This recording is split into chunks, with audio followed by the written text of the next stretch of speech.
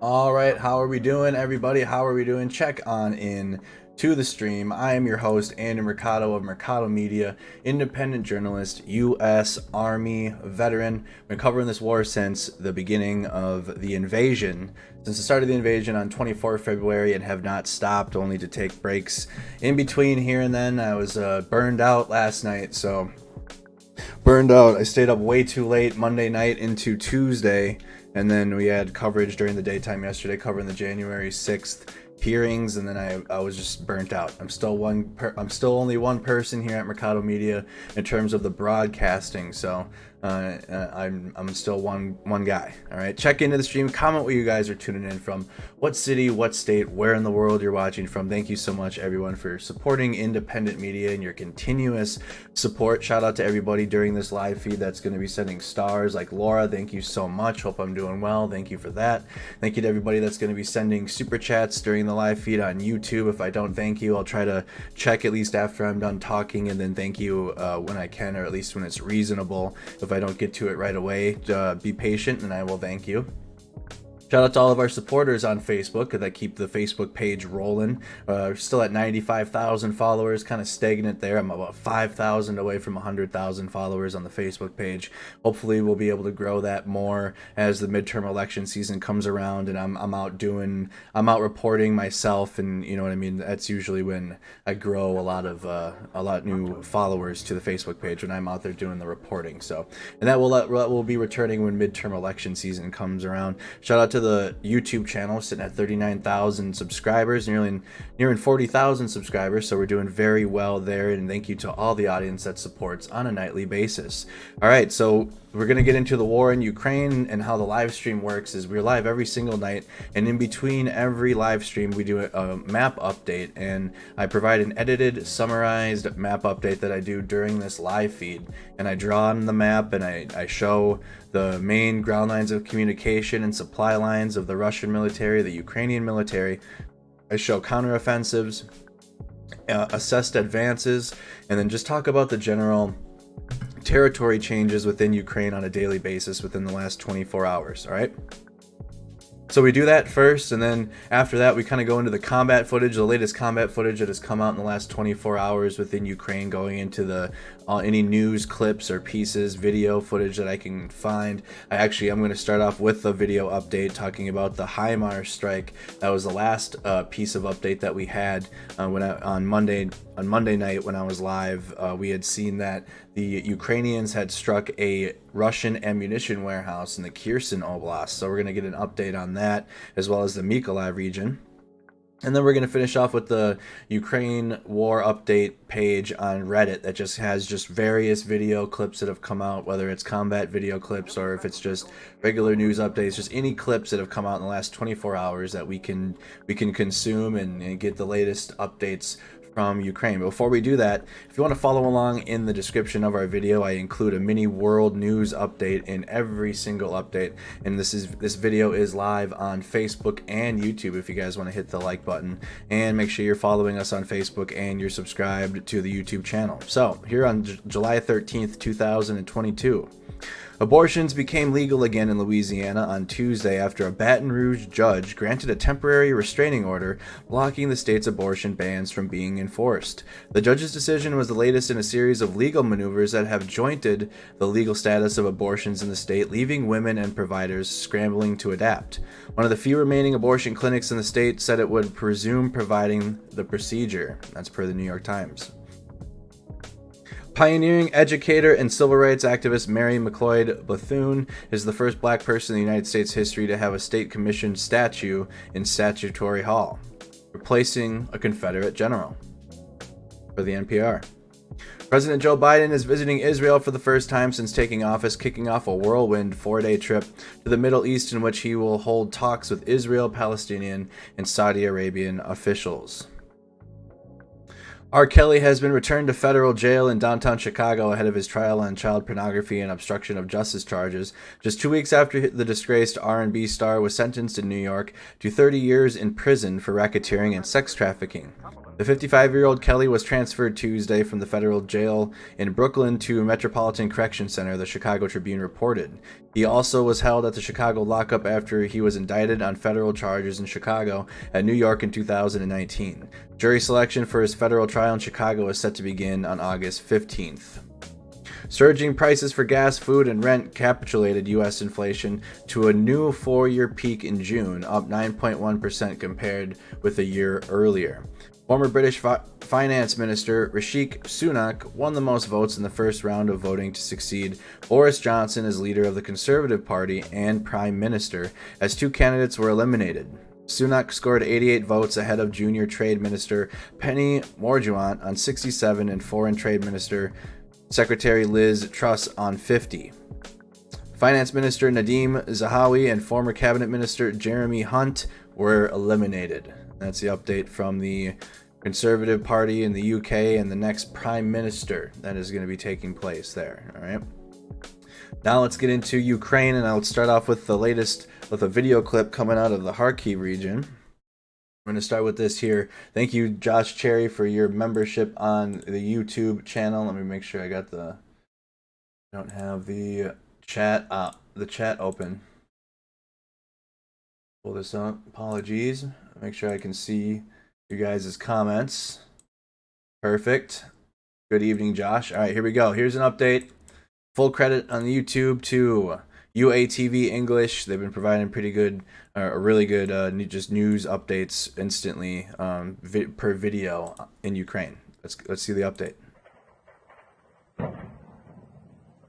Just 8 American HIMARS multiple launch rocket systems, which are now in service with the armed forces of Ukraine, have already destroyed at least 14 Russian ammunition depots in the. They've done that with 8 of them. Okay, the Ukrainians have 8 of these HIMARS systems and have done that much and have destroyed 14 ammunition depots. If they can just get a fleet's worth or an entire platoon's worth of HIMARS, oh my goodness. Temporarily occupied territories of Ukraine over the past 2 weeks. These are figures reported by correspondents of BBC News Ukraine. An ammunition depot in Novakhovka, Kherson region was one of the latest to blow up. There's the explosion in Kherson when we left off last. We reported on that as it broke. According to unconfirmed information, there was not only ammunition at the Russian base in Novakhovka at the time of the strike, but also 50 fuel trucks. Until recently, the Russian military's rear depots were an out-of-reach target for Ukraine's defenders, but that has changed when the Ukrainian armed forces received American HIMARS. These multiple launch rocket systems beat Russian tornadoes and uragans. Russian artillery battalions need an hour to reload. HIMARS can fire at least 5 rounds during this time. Sheesh! You hear that? One more time on that. HIMARS can fire launch rocket systems beat Russian commanders, but that has changed when the Ukrainian armed forces received American HIMARS. These multiple launch rocket systems beat Russian tornadoes and uragans. Russian artillery battalions need an hour to reload. An hour to reload their entire battalion. HIMARS can fire at least 5 rounds during this time. They can get 5 rounds off at them while they're reloading in that hour. The American MLRS strikes targets at a distance of up to 80 kilometers, and the missiles are guided by GPS. This allows them to hit targets accurately, even at night. But the main advantage of the HIMARS is that the Russian air defense systems turned out to be powerless against them. They're powerless against them. So not only are these, they have 8 of them. I'm like not 80, okay? Not 18. They have 8. Ukraine, right? All of Ukraine, all of Ukraine's military, the entire military has 8 of them, as in less than 10. And they're just fucking up the Russians. I'm sorry, there's no other word to say that. I'm sorry, any children, if you have your kids watching, I apologize, but there's no other way to put it. And the mill bloggers for Russia are just freaking out. They're all freaking out. Those that are pro-war, and they're like, they're getting pissed at the Kremlin right now. They're like, what are y'all doing? And they're just the Kremlin's going to have, there's just a lot of infighting going on with Russia now in response to these HIMARS systems arriving, and and how the Ukrainians are just destroying the Russians with them. Nor the S-400 simply cannot intercept American projectiles. Russian systems, for example Smerch, for a maximum range of 70 kilometers, the deviation can be up to a kilometer. That is, the accuracy of striking is very low. HIMARS accuracy is very high. I have already said, at 80 kilometers of maximum range, the deviation of high-precision ammunition can be 1.3 meters. If a in 80 kilometers of range, it can be off within 1.3 meters. Dude, that is so accurate. Fast ammunition is used, the accuracy may be slightly lower, but it can work effectively by covering the area. Just send them HIMARS. If you're people that are worried about extra money going to Ukraine, worried about all this defense money going, just listen, send the HIMARS systems. They need them. 8 of them, and they destroyed 14 Russian ammunition depots with just 8. Just imagine if they had just 16. Give them just double the amount that they have and see what they can do. HIMARS that are now in service with the armed forces of Ukraine are not enough for a successful counteroffensive, the British Royal Joint Institute for Defence Research is confident. Experts also believe that 80 kilometers is 50 miles. Thanks to our chatters. Thank you so much for that. And then thank you Superfly Vibrations for all the great work. Thank you 777. I like that. $7.77. I like that. The West is not supplying enough weapons to Ukraine, and those that reach the battlefields are too diverse. This complicates the training of the military and further coordination. Ukrainian victory is possible, but only with international support. In the absence of that support, Ukraine may either be worn down through attrition and economically strangled, or else fight a protracted and bloody war over several years. International support so far has been hugely consequential in enabling Ukraine to survive, but has also been piecemeal and in introducing significant logistical frictions into the Ukrainian military. The first step in delivering effective support for Ukraine is the rationalization of the equipment being provided, with standardization of platforms and munitions supported by appropriate maintenance. From the Ukraine at War, paving the road from survival to victory report of the Royal United Services Institute for Defense and Security. So Ukraine victory is possible, but only with the international support. In the absence of that support, Ukraine may either be worn down through attrition and economically strangled, or else fight a protracted and bloody war over several years. International support so far has been hugely consequential in enabling Ukraine to survive, but has also been piecemeal and is introducing significant logistical frictions in the Ukrainian military. So you hear that? Just give them what they need. They're giving them sprinkles, and they finally actually got some really good sprinkles this time, and from the HIMARS systems. They got 8 of them, but look at what they're doing with them. Just give them what they need. They can be done with this. Member of the Verkhovna Rada of Ukraine, Yehor Cherniev, confirms the assessment of British analysts. However, according to him, the Ukrainian military manages to successfully defend themselves despite using very diverse equipment.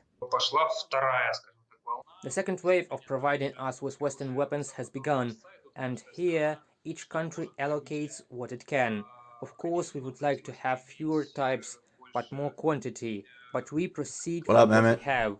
Our guys learn quickly enough. They use the weapons that we are supplied with quite effectively. Just supporting on the Ukrainians, giving it to them, dude. How you doing, Mehmet? How's Kyiv going? Netherlands, Mark Rutte promised to replenish the stocks of weapons. Is Kyiv feeling a little safer with these HIMARS in there? Of the Ukrainian army during his visit to Kiev. We have to keep providing Ukraine with sophisticated military equipment. And they can use them. They can handle it.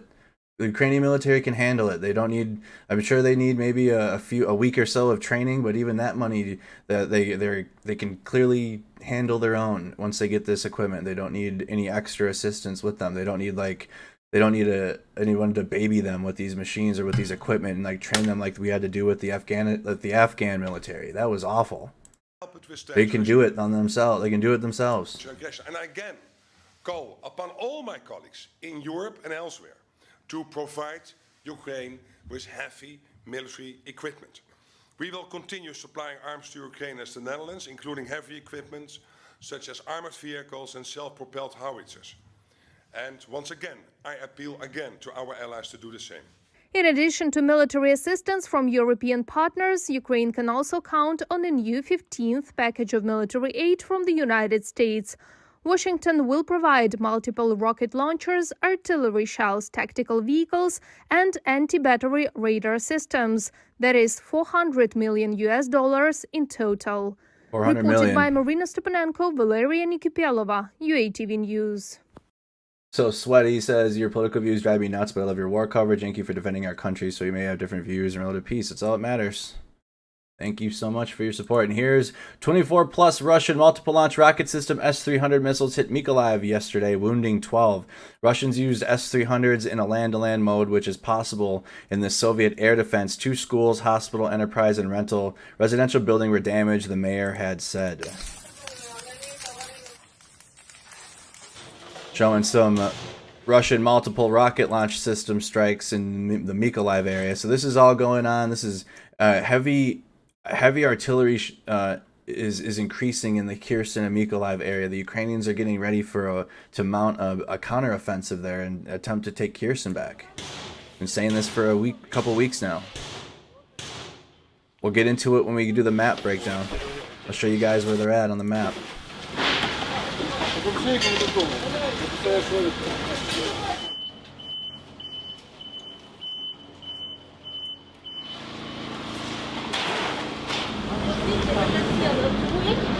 Сьогодні, 12 липня, як завжди, рано вранці о 4 ранку, російські терористи масово обстріляли місто Миколаїв. За нашими підрахунками, біля 20 ракет було випущено по місту. Внаслідок цього обстрілу, як завжди, знову було зруйновано інфраструктура невійськового характеру.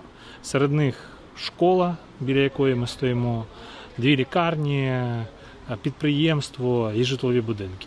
Також So the Ukrainians strike their ammunition depot right in the military targets, and Russia responds by hitting residential areas. внаслідок обстрілу було знищено 13 одиниць громадського транспорту. Як завжди, обстріли велись хаотично, без якихось цілей, просто для того, щоб залякати місцеве населення і тероризувати миколаївців.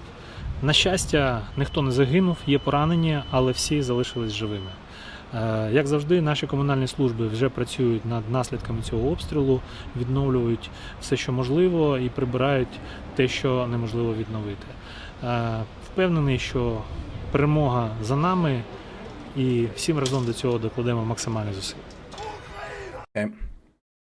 No translation there, but just giving you some visuals of what that S-300 strike looked like in the Mykolaiv area. We're going to keep going here with video clips, and then I'll get into the map breakdown. I'm going to mix it up some. So here we got a video of the Alga Battalion, and how we do this is Rob Lee on Twitter, if you want to follow him. All of our sources and everything I use I include in the description. But Rob Lee just provides a nice timeline of the newest clips, combat footage, in order of what's been released in the last 24 hours, and I just scroll up his timeline that he's posted. So credit to Rob Lee for this work, and let's just get into it. Video from the Alga Battalion, the first 2 battalions composed of only volunteers from Tatarstan that will go to Ukraine. They departed the Kazan Higher Tank Command School for Orenburg, where they will train and then be sent to Nizhny Novgorod. Fresh troops being sent to Ukraine for the Russian military.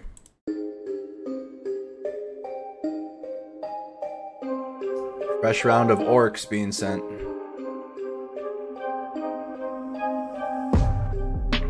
You like the clips first? Alright, maybe I'll mix that up.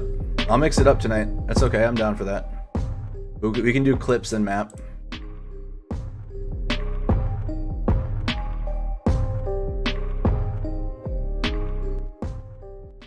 So fresh class, head into Nizhny Novgorod to go fight for Russia.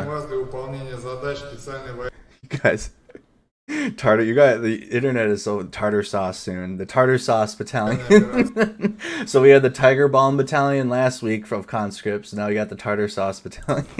Желаю вам удачи. You guys are funny. И главное, Oh my goodness. вернуться после выполнения боевых задач без потерь, здоровыми и в полном составе. Для меня большая честь присутствовать сегодня в этом зале, на этой очень важной, ответственной церемонии проводов вас для выполнения решения. Giving speeches, no translations. There they go.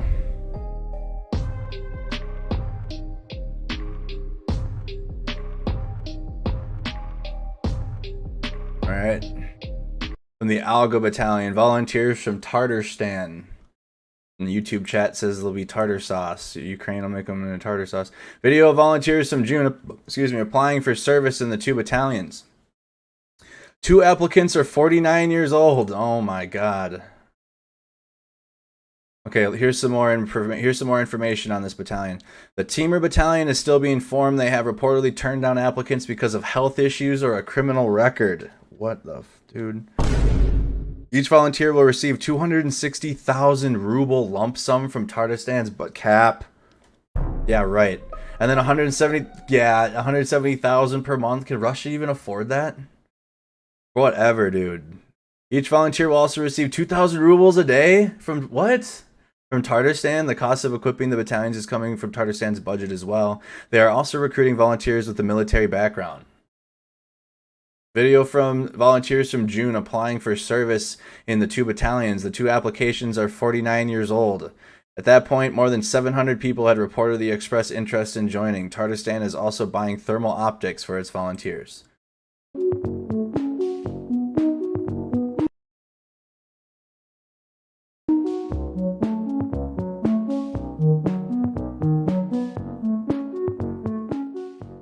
These are who's going to fight for Russia.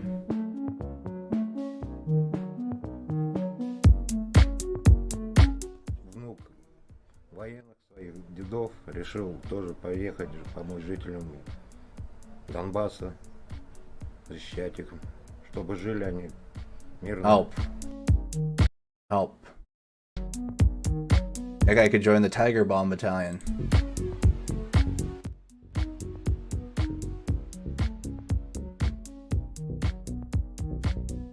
You guys are laughing. Yeah, you guys see the dollar amounts that they're saying they're gonna pay these people? Бизнесом, а кому-то же нужно служить. Поэтому принял решение идти по контракту служить. That's a Tatarstan. Oh wow, Russia's really sending their best. Я говорил им то, что выхожу просто как бы на работу туда устраиваюсь. Looks like guys you'd find at a local bar on a Tuesday at like 11 in the morning. You find those guys in any local watering hole at around daytime hours during the weekdays. From Fodderstan. Okay. So recruitment commercial for Russia, showing their fresh conscripts. This is really sad, naive. Most will come back home in body bags and 200,000 rubles. They're not even gonna get that. Like, that's ridiculous. One more time on that. Okay, let's click this. I'm gonna have to translate it. Whatever. 200,000 rubles a day. English. Not immediately to Ukraine, how the 1st Nominal Battalion Alga left Tatarstan the day before on July 8th. Let me zoom in quick. This is the article straight from the source. I had to translate. The day before on July 8th, the 1st Nominal Battalion of Volunteers Alga was sent from Kazan. Recruits were gathered at the Kazan Take School. Volunteers received parting words from the leadership of Tatarstan. The clergy received uniforms and went on to Orenburg to study. Study what?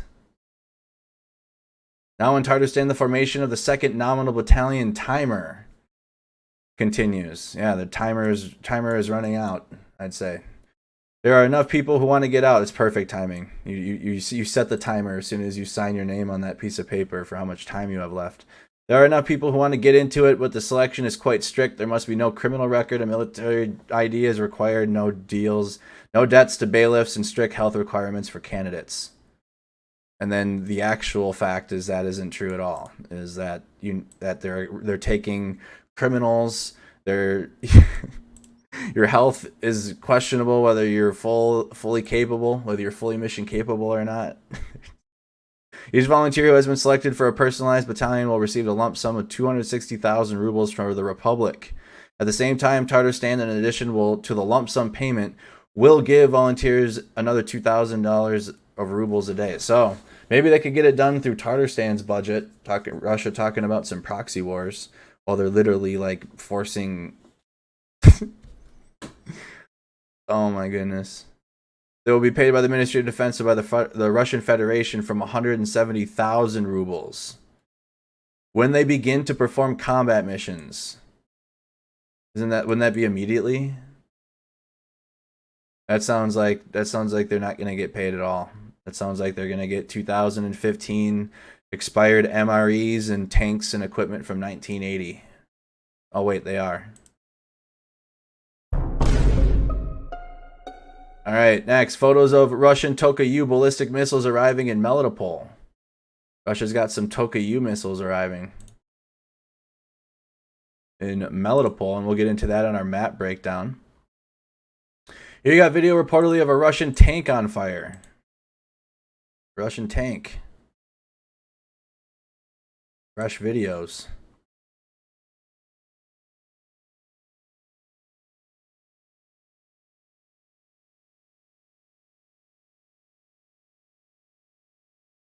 Yeah, they have a T-34. No. Yeah, was it a T-34? No. I'll look it up later. They had a World War II tank guarding Melitopol as you enter the city.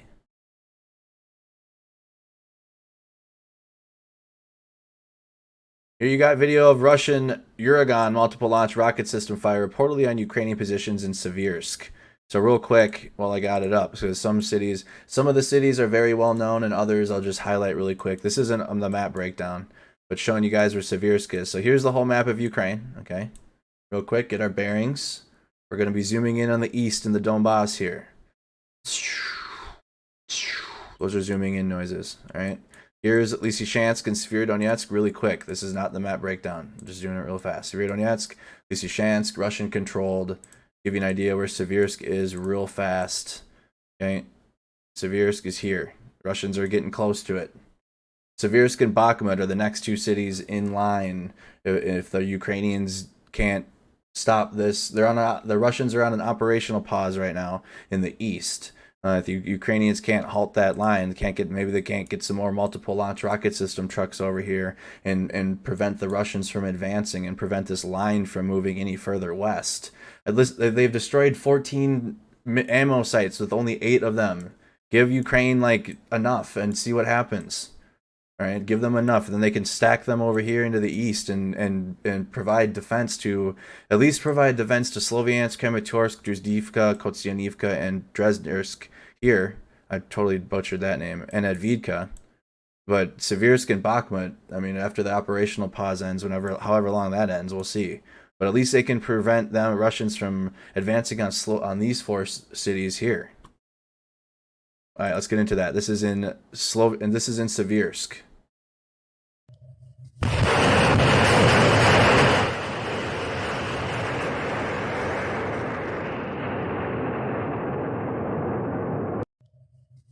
Okay, multiple launch rocket systems being used in the city of Seversk, so it'd be to the east of that city. Video from Ukraine's 28th Mechanized Brigade of artillery strikes on a Russian BM-27 Uragan multiple launch rocket system 9P-140 launcher.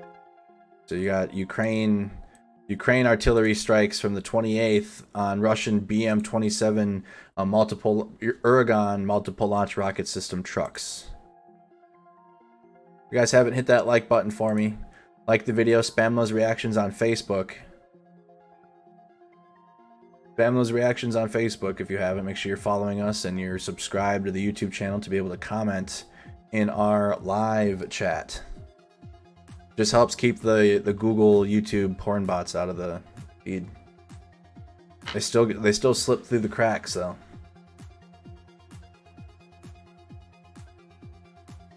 You see the line of the trucks inside of the little dug-in trenches in the wide open. Doesn't matter if Russia puts them in wide open fields or if they'd be in this tree line here. You can find them.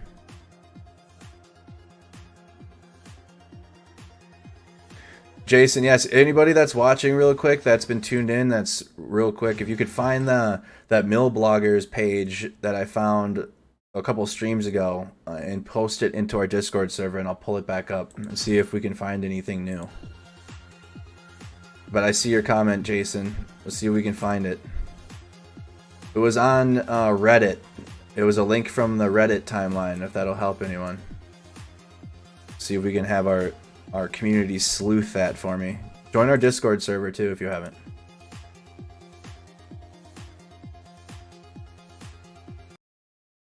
So these are, again, Russian multiple launch rocket trucks getting struck by Ukraine's 28th Mechanized.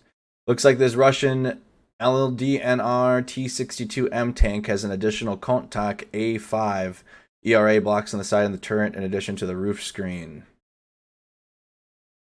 No comments? Oh my goodness. Oh, is this truck gonna be coped out?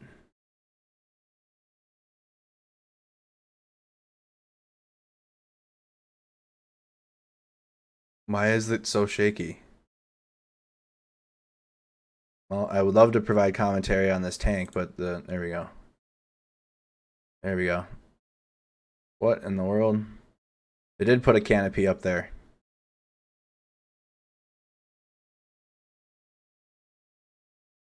Wow. They're going on a safari or what? All that just to get blown up. Wow.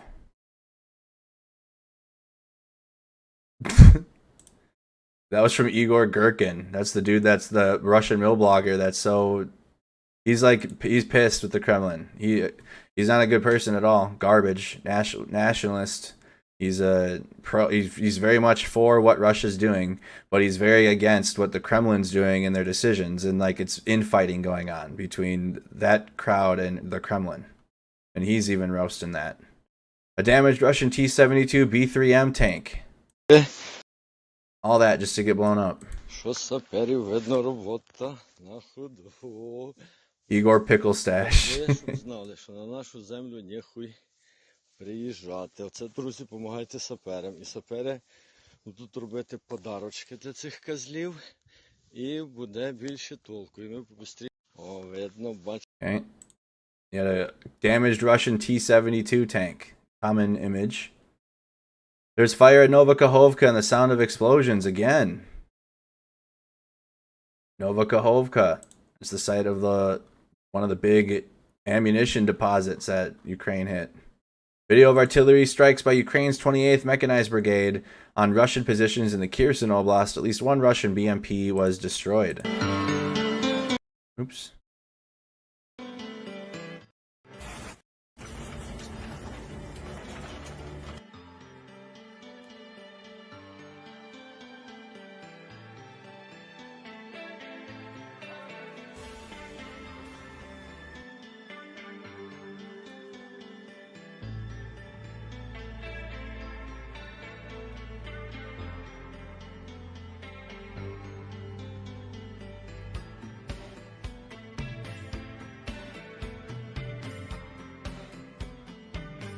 Always hard to tell if some of these are copyrighted audio or not.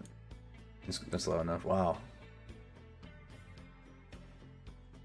You see that big giant stupid Z. That's the other thing too. That's probably that Russia's not thinking is that giant Z is like, hey, come shoot me. But you'd see that from the sky. I saw that from the corner of my eye. I'm looking over here at Discord and I could see that Z. Hello. That thing screams, blow me up. I'm here. What a wild thing to have. Especially when the Ukrainians have such a capability to see you from the sky. Z marks the spot. No, this is all in Ukraine. There isn't. The only happenings inside of Russia are resistance resistance fire bombings from people that are anti-war, like conscription centers getting Molotov cocktailed, or just the random explosions that have happened all throughout the country in the last couple months. But no, there isn't any ground fighting going on in Russia. Video of Russian Ka-52 helicopters firing rockets and Vickers ATGMs.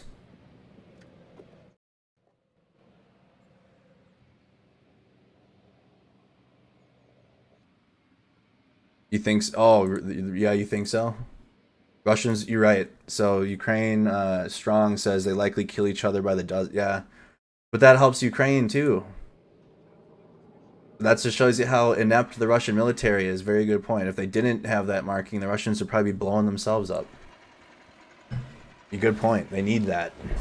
They don't have comms.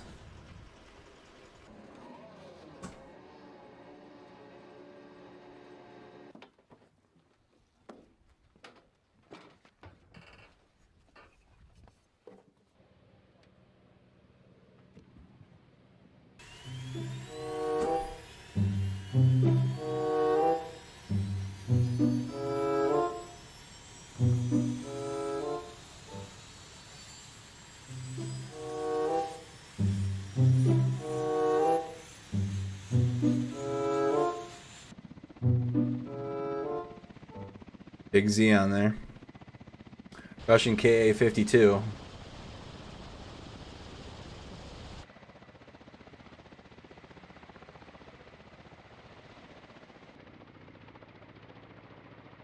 You know your military is doing the right thing. I mean, just... I was gonna be a smart ass again, but there's no point, because it's just... They're clearly criminals, and they have to... When you have to blur your unit being used and your face and everything and your award ceremonies, and you know you're committing criminal acts. Crowned Eagle, thank you so much for subscribing.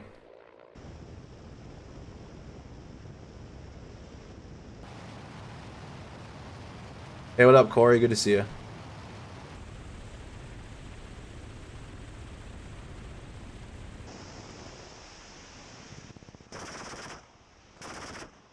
KA-52, this is a Russian helicopter.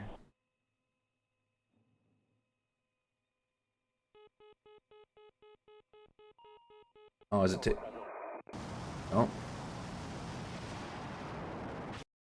What was going on in that video? That didn't sound good.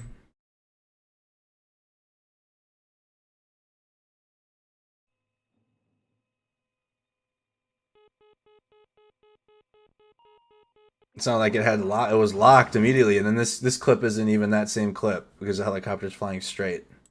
You can clearly see it would have been sideways trying to get out of that.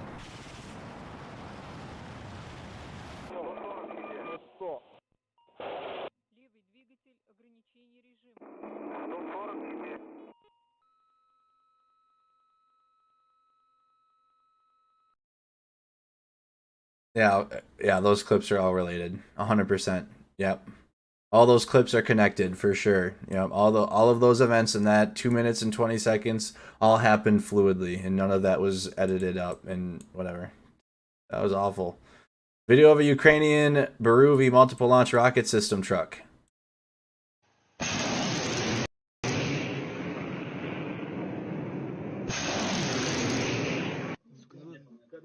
Конечно, блин, урагановские хорошо видно.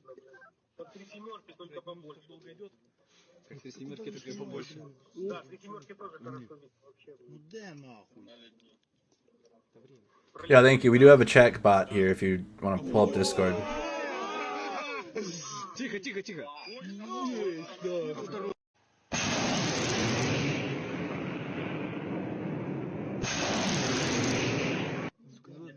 Фугасы, конечно, блин, урагановские хорошо видно. Как 3 семерки, только побольше. Долго идет? Как 3 семерки, только побольше. Да, 3 семерки тоже хорошо. Our Ukrainian multiple launch rocket system successes. Пролетели, да? Да. Тихо, тихо, тихо.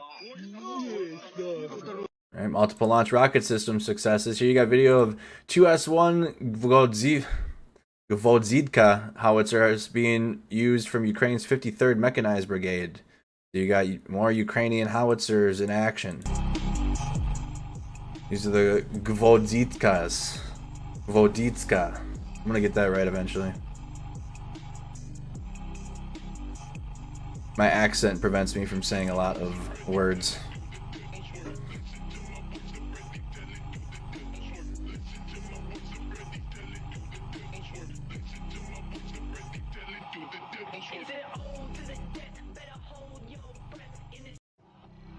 Alright, so Ukraine's artillery in action. Video of Ukrainian artillery strikes on Russian positions in Horlivka.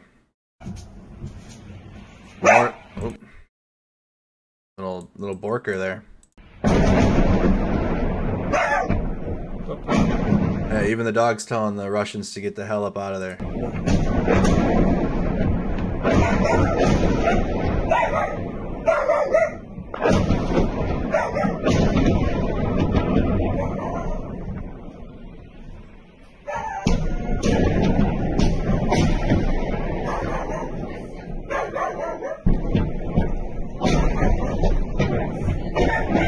Dude, Ukraine's fucking them up. I'm starting to think this operational pause is like Russia ran out of ammunition. And now Ukraine is just destroying their positions because Russia doesn't have munitions now, or they're reloading. Russia's getting fresh conscripts and fresh troops. They are on a pause, but I don't think it's by choice. I don't think their operational pause is by choice at all. Video of destroyed M777 howitzer and truck which were destroyed in a building. I just thought the same thing. There's a patron barking. Patron chilling from his dog bed, watching it throughout the window. Yeah, the animals are gonna have lots of PTSD. The animals in Ukraine for sure.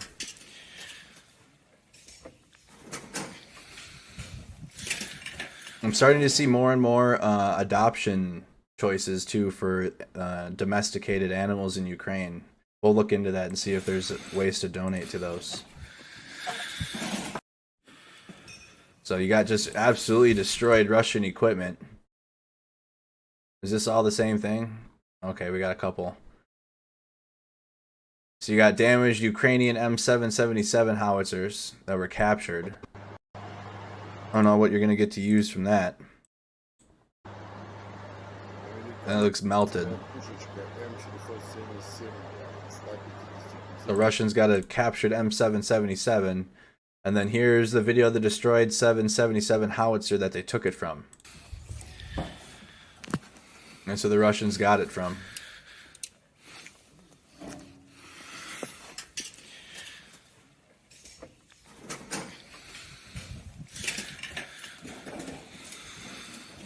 SPCA is a good choice. Alright, we'll do that. We'll do the SPCA for the next fundraiser stream. Here you got, according to Alexander Kotz, the building is between Lysychansk and Seversk, and Russian forces tracked the M777 from its firing position back to the building. So they captured an absolutely destroyed M777. 77 российские военные засекли на позиции, когда она вела огонь по населенному пункту Рубежное, попадая по жилым кварталам в том числе. Средствами аэроразведки расчет вели до ее... Because they need to show a victory that they're beating the Ukrainian artillery. That's why they're doing this. Ожидания здесь находился... Because the HIMARS is striking fear into their soul. Бетонный ангар, где и укрывался расчет и ее охрана. Здесь же находился американский инструктор, который курировал эту установку. За моей спиной тягач, который вез М777 с позиции сюда в зону ожидания. И именно сюда в итоге был нанесен удар высокоточным оружием. Расчет и охрана были уничтожены. Также пришла в негодность и сама гаубица М777. Ее сейчас изучают российские специалисты. All right, that's from Alexander Kotz. Building is between Lysychansk and Seversk, and the Russian forces tracked the M77 from its fire position back to the building. All right, so that's over by Seversk, near Lysychansk, and the Russian advance westward. Video of a Russian Uran-6 mine-clearing UGV in use in Mariupol. Their lawnmower. Russian lawnmower in action.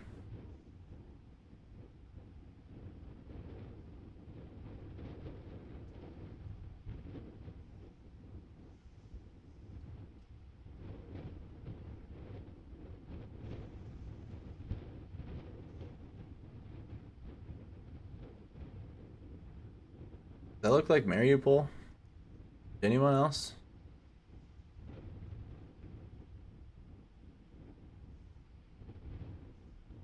Remember my favorite mine clearing video that the Russians did was when the cameraman was walking right in front of the guys. Now they're at least using the drones, but they had cameramen walking directly in front of The guy who was clearing the mines. It was the best.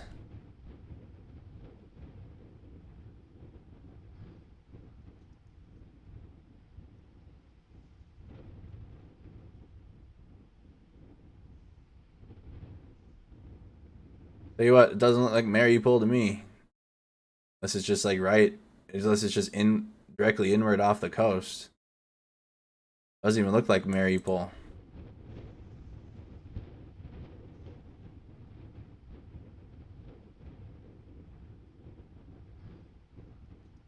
Did some mine clearing for a show. There's clearly there's a crowd of people watching.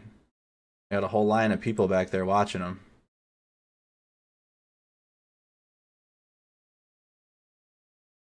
Okay. That's their mine clearing device. Photos of a Russian DJI UAV that was shot by Ukrainian troops, but manages to return to its operator. The Russian source says the UAV was almost lost due to Ukrainian U. Post from June 23rd. And then a little damaged wing there on the drone. A Russian heavy machine gun position. Здесь, ребят, пулемет. Russian heavy machine gun position here. Калибр. Вот.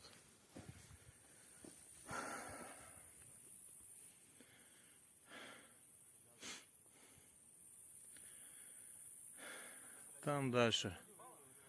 Несмотря на то, что это якобы пшеница, растет только сорняковый укроп. Okay, so Russian machine gun position. Here's a Russian UAV with the munition, possibly a mortar round.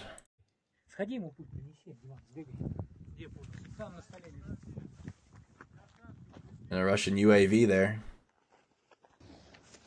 Big as hell. What's this? You should really follow UAW because I dare say no one else is doing the work like they are. The Ukrainian Melitopol TDF battalion published a very interesting video of them using 420 millimeter mortars incorrectly said to be American. In fact, things are even more curious. These mortars are not American, but Iranian copies of the Israeli Sultan K6.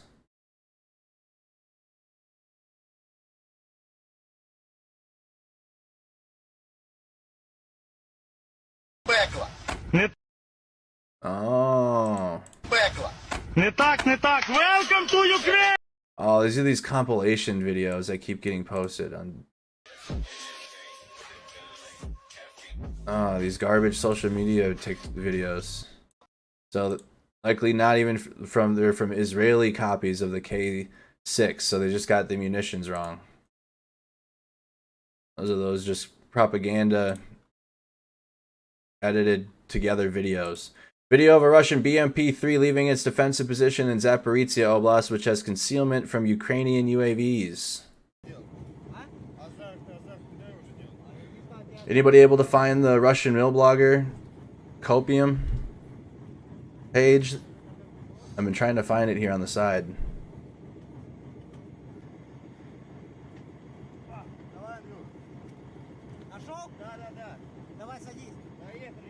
Hey, thanks, Darlene.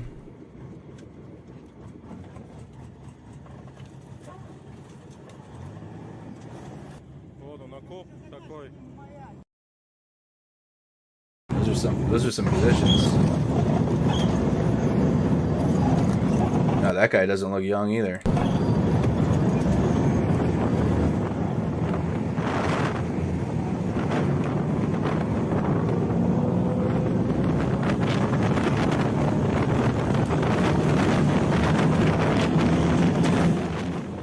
That looks like Don Self from Prison Break.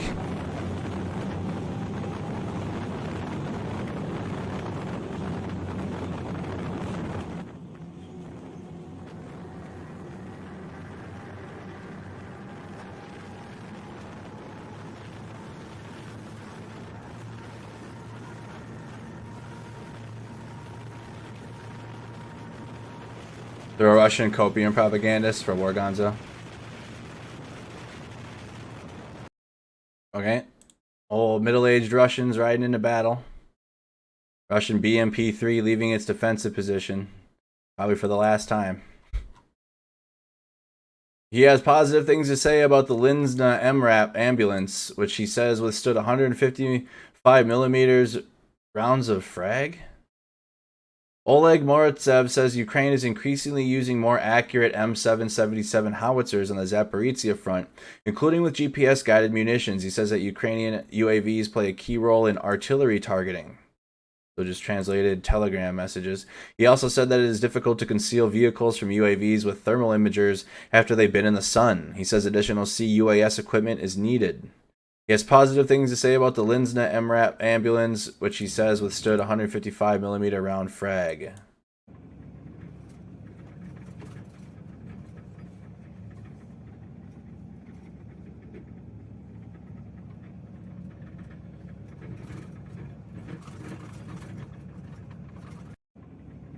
All right, continuing on here.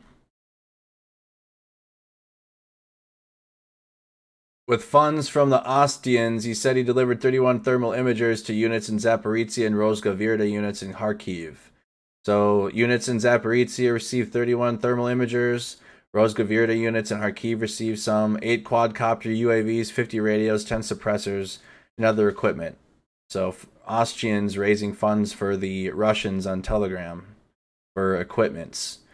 In a post from May 9th, Oleg Martsosev said Russian units from Ostia needed monoclear thermal imagers, and it seems like they've received at least some of those, according to the latest update on Telegram from the Russians' Telegram. Video of DNR Sparta Battalion 120mm mortar strikes on Ukrainian positions in the Avdiivka area. So this is the DNR separatist Sparta Battalion on Ukrainian positions in the Avdiivka area. It made no advance on Avdiivka. They've been shelling it on the eastern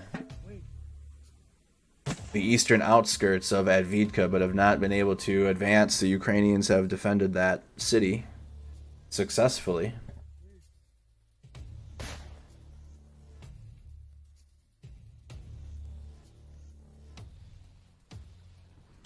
I don't even believe that the new conscripts that are promised the 200,000 rubles are even, they're not even, stop. Russia's just assuming that whoever is getting conscripted into the Russian military is going to die. They can promise them whatever they want. At this rate. Oh, is there any genius level mathematics done for life expectancy for the Russian military? Like a source out there we could pull up? What's the life expectancy of a Russian soldier?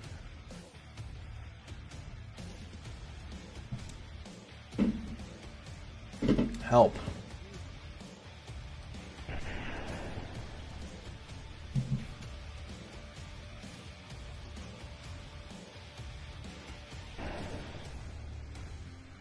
So, edited video together of Russian DNR battalion striking Ukrainian positions in the Avdiivka area.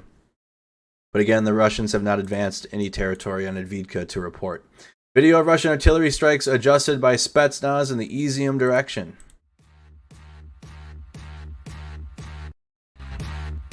-2. The life expectancy is -2.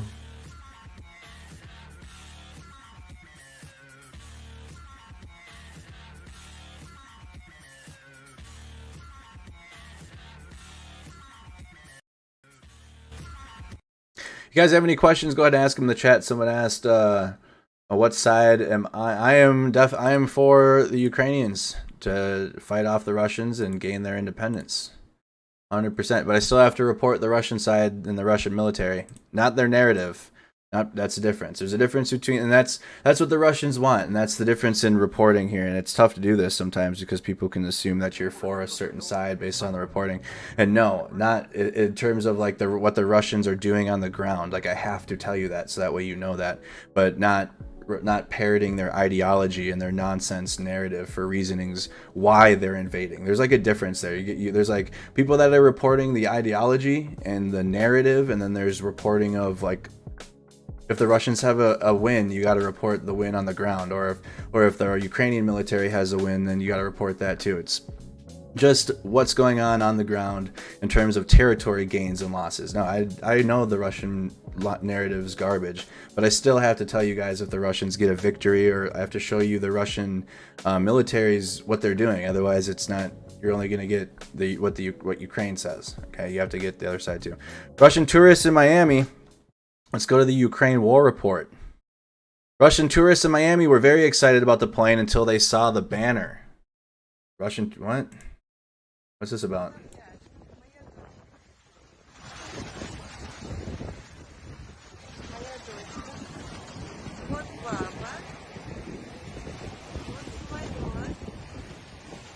Okay, because we can see that.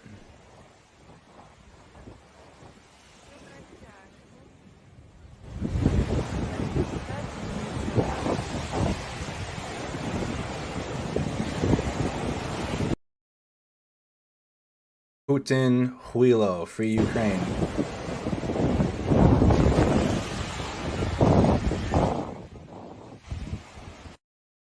They don't look too thrilled anymore. Free Ukraine. Here's a video I saw a little earlier. There were Georgian fighters in Ukraine. That there was some reports that the Georgian volunteers have been suffering great losses in Ukraine, and so here's their response video to that from the Georgian volunteers.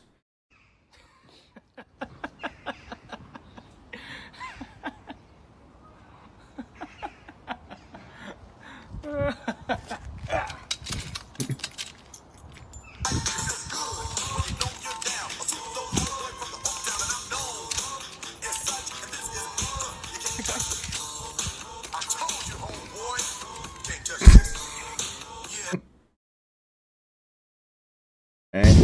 Chef Ivan nearly cooks comrades. Oh dear. Chef Ivan. Посмотри вот на меня. Как получилось, говори. Где ты хотел копать еду, разогреть? Что, где? Я землей копал участок, чуть-чуть поджег туда. Да? А где твой автомат? Вот мой автомат. А чей автомат там остался? Туши, РПГ, сына, воду. It's gonna blow up. Get the fuck out of it. You idiots. Fucking RPG is gonna blow up on him. Look at his face. Посмотри вот на меня. Как получилось, говори. I wanted to warm the food. Где ты хотел копать еду, разогреть? Что, где? Я землей копал участок, чуть-чуть поджег туда. Да? А где твой автомат? Вот мой автомат. А чей автомат там остался? Туши, РПГ, сына, воду. Piss on it. Как он загорелся? Как он загорелся, незаведенным? Chef Ivan almost took his boys out. Oh, here's more from the Georgian volunteers in Ukraine that said they were suffering great losses. Straight from them.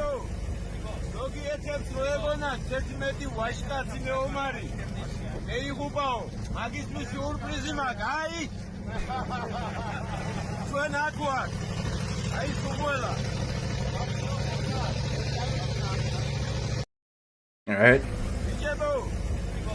Straight from the Georgian volunteers. People thought that the brave Georgian fighters have died. Right? In the Moscow region, a Ukrainian flag was hoisted on a pylon. May not have lasted long, but was very irritating for some people. Oh man. Press F to pay respects for this person. All the respects, because they're, dude. Oh.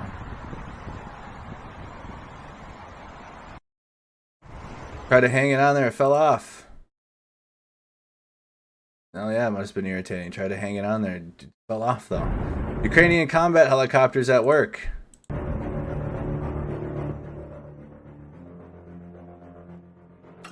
For their life though, that might be, man, they filmed it though. I don't know. You go to the gulag for things like that in Russia for sure.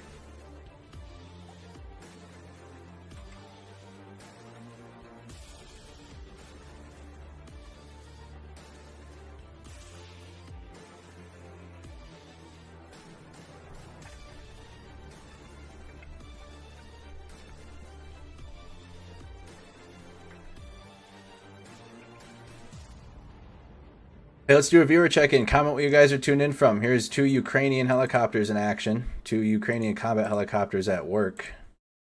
Here you got the view of what was a Russian ammunition depot in Alkivsk in Perlovalsk that was destroyed on July 10th. So the last week, multiple Russian ammunition depots have been destroyed.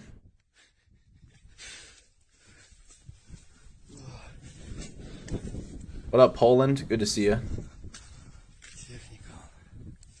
What up, Faribault, Egan, Ontario?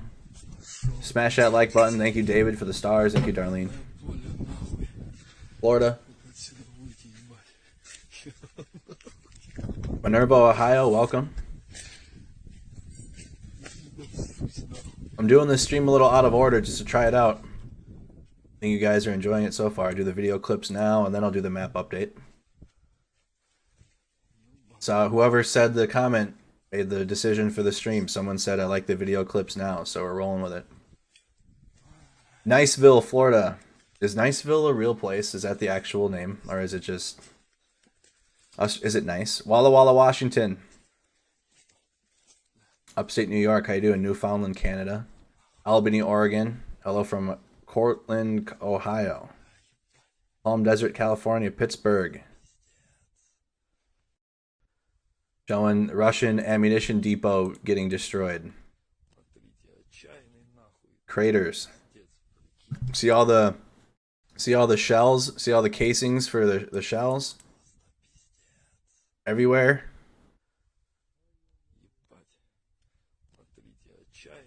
See the shells? You just there. You look. You see a whole bunch of them.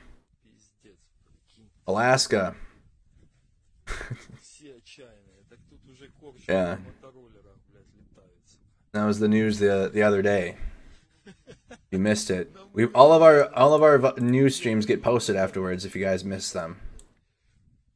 And a couple of chatters talking about Russia claiming to take Alaska back. That's not going to happen. The occupied Gorlovka, another armory of Russia invaders, explodes. So here's more Russian armory getting destroyed.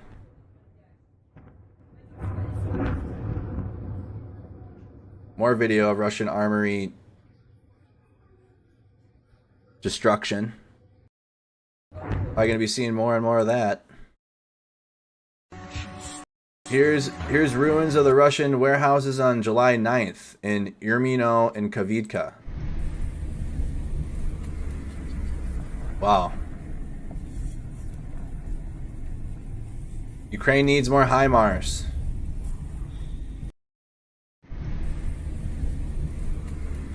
Send more HIMARS, see what they can do.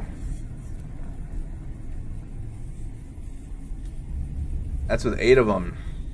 Those M777s and the HIMARS systems. Typical Ukrainian Farmers' Day.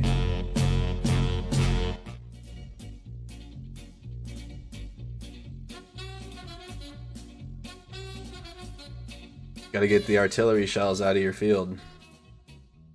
Shout out to the Ukrainian while work is still going. They still got work to do. We gotta get the artillery shells out.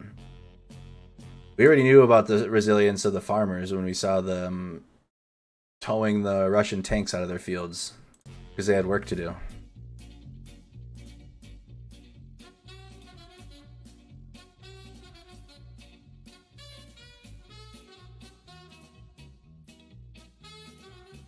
Never stop. It's one of the biggest exports of wheat in the world. It is.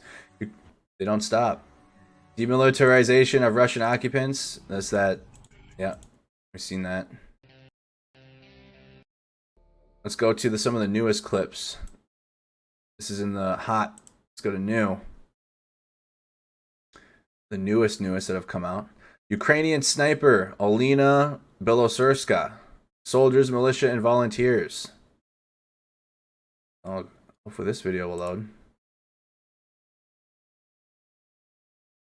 What is going on? Doesn't want me to see the video. Oh, how come? Okay. Apparently I can't watch that. I'll have to find that clip. Here's direct hit of the hatch of a Russian tank. Location is unknown. Oh, golly. They dropped that right in the hatch. Yep. Hello from Minnesota. How you doing, Minnesota? One more time on that. Wow. Right in there.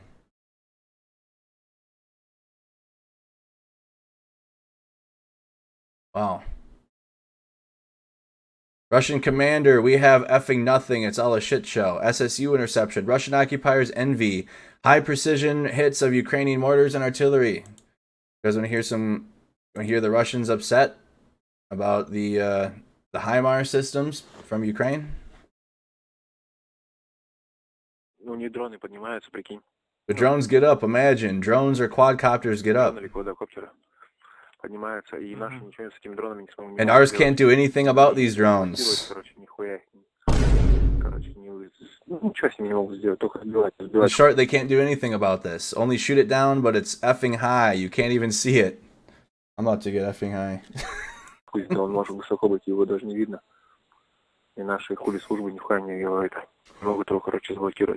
Can't block it.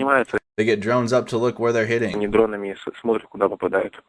Начинает минометчить, нахуй. Бывает за сутки, нахуй, не так давно 7 единиц техники сожгли в деревне просто. Хуй там. An armored KMAZ truck, for fuck's sake. КамАЗ бронированный, еще какую-то хуйню там. And some other S as well. They just hit the tank and set it on fire. Просто уебет. Авиация наша. Залуп наша авиация. Our aviation is effed. Подлетит вертолет, нахуй. The helicopter approaches, fires once from somewhere. 5 километров где-то там издалека. 5 effing kilometers away and F's off. Выстрелит раз и съебался, и все. И больше мы нахуй не видим его. За неделю может 2 раза прилететь. Where's the tiny volunteer music? I need the world's smallest violin music while this is going. Где-то по какому... Hold on. Find it. Авиация. Подлетит вертолет, нахуй, за 5 километров где-то там издалека, выстрелит раз и съебался, и все. И больше мы нахуй не видим его. За неделю может 2 раза все прилететь. Где-то по какому-то лесу отработать и съебаться. И их нету нахуй вообще нихуя, ни сушек, нихуя. Просто вертолет издалека. А угровский вертолет бывает 2 раза нахуй на дню прилетит, отработает нахуй по нам и съебется тоже так же.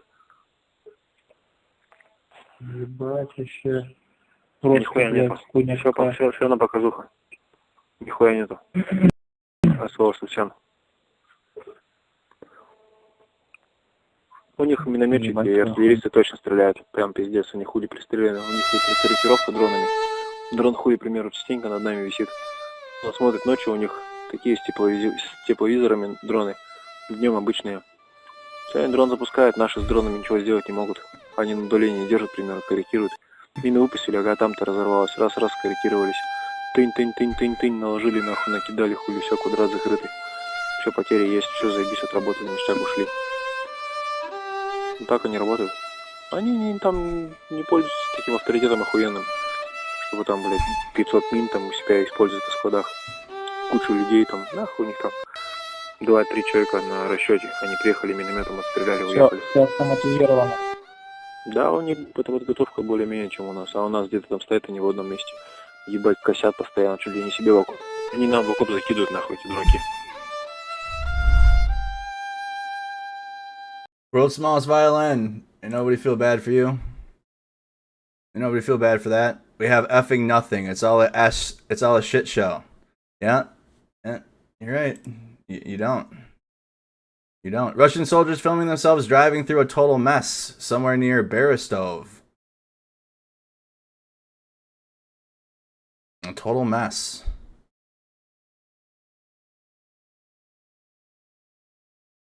Oh. That's destroyed.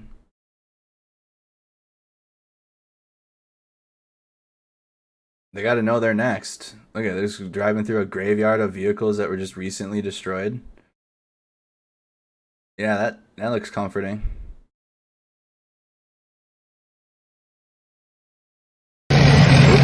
Oops, sorry about that. Oh, here we go. Behind the scenes of the Ukrainian tank crew on shoot and scoot operation. Oops.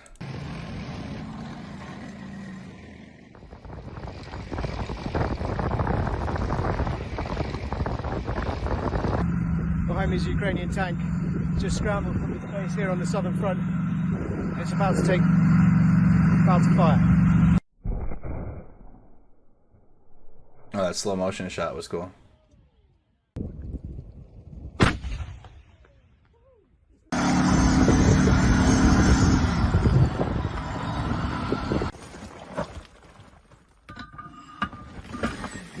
Mortar team. At some points on the southern front, Russian and Ukrainian soldiers are just half a mile apart. Here, at this mortar line, troops said they could continue firing from their network of tunnels, pits and bunkers, even when they were coming under direct and accurate fire from Russian forces.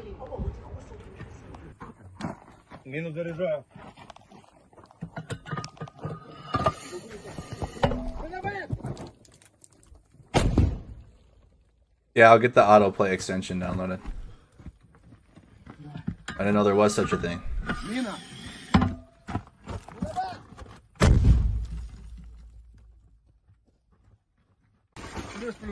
So that's it. That's the fire mission over. They're packing everything up and we're out of here. That's the fire mission. Wow, so when he showed the tank firing a couple times and then he was with the mortar team. Definitely two different areas from the sun there. We'll get back to President Zelensky. We saw this. This is occupied Gorlovka. Hey, link me to that extension too if you have the link to it, or which extension I should get. It's the HTML autoplay blocker. Yeah, because this is annoying. Here, if you missed it, mass explosions in Lugansk. This would have been Monday night into Tuesday. Right? This wasn't last night or today. This was the most recent HIMARS strikes in the Kherson Oblast.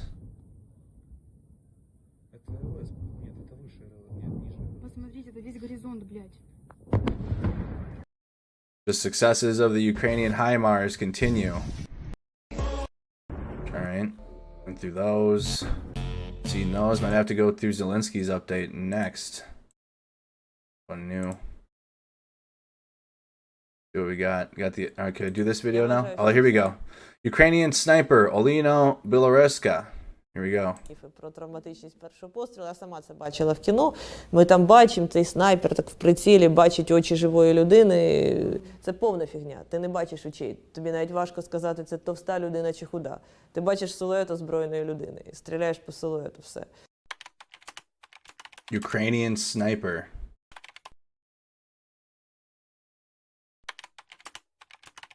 Is a Ukrainian journalist, blogger, and public figure. She's an officer in the armed forces of Ukraine. Since 2014, she's been a participant in the Russian-Ukrainian conflict as a sniper.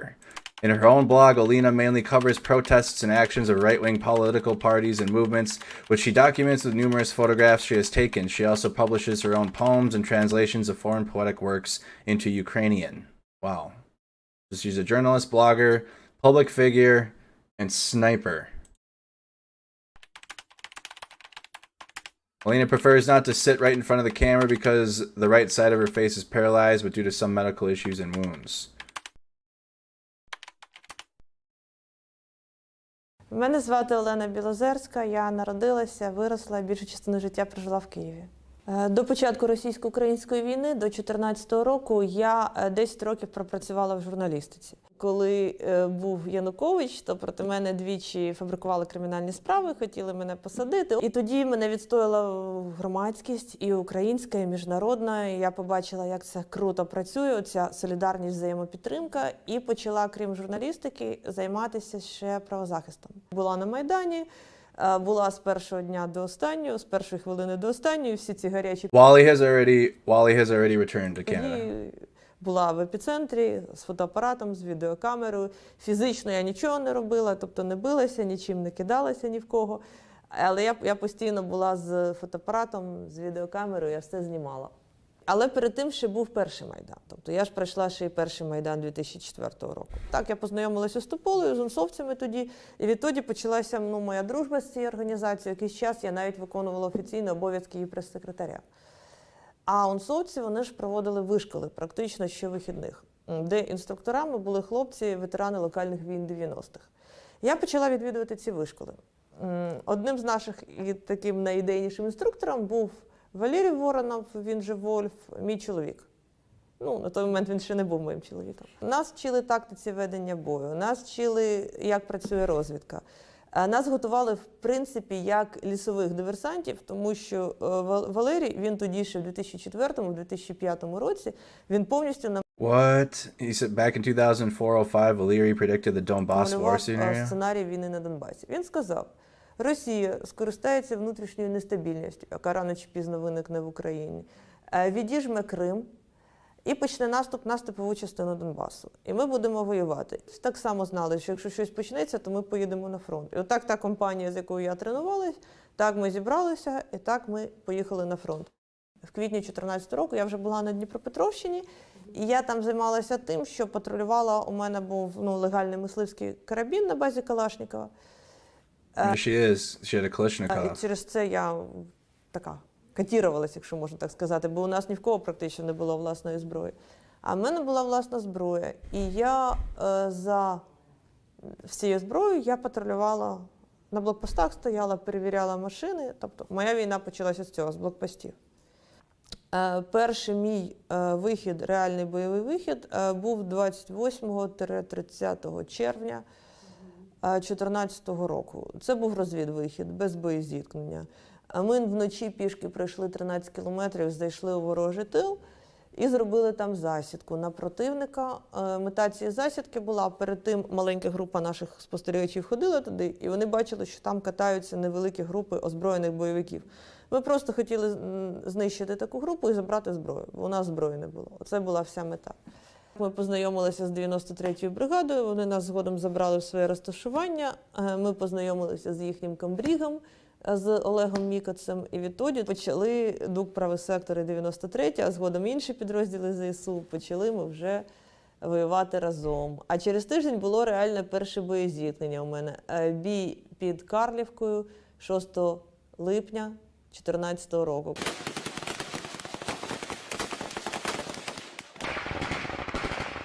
Щойно у нас була розвідка боєм під Карлівкою, ми одразу потрапили під шквальний вогонь.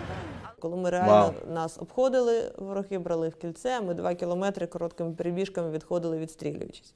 Там у мене вже і кулі вперше над вухами посвистіли, і ховатися довелося, і відстрілюватися довелося.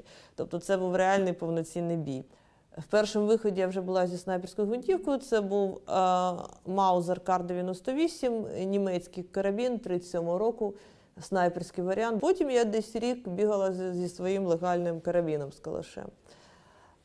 Потім в мене з'явилася бракована СВД, снайперська гвинтівка Драгунова. She had a Dragunov after that. Бракована, тому що попередній власник її не чистив, він за нею не стежив. І вона на 100 метрів давала розліт 14 сантиметрів.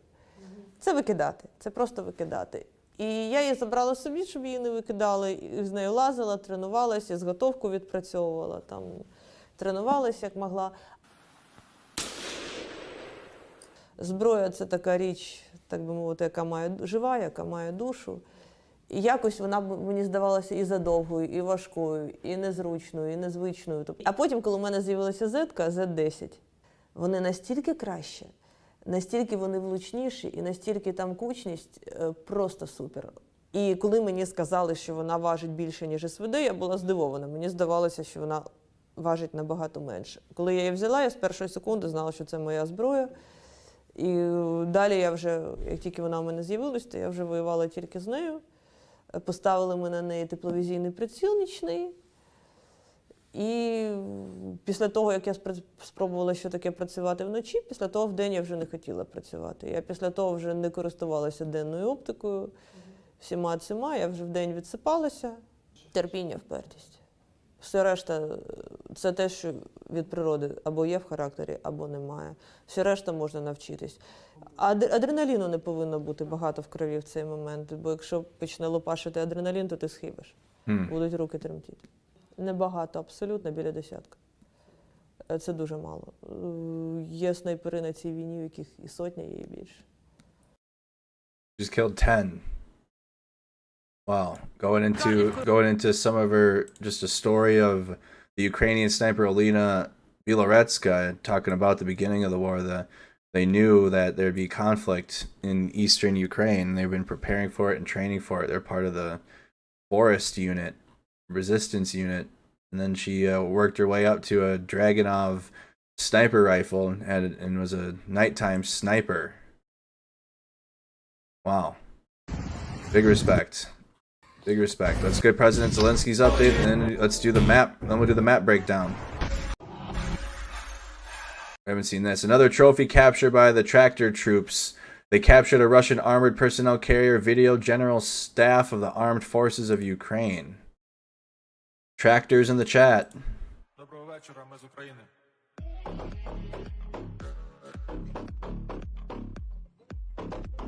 No, I've never seen that story before. Orbiting teapot.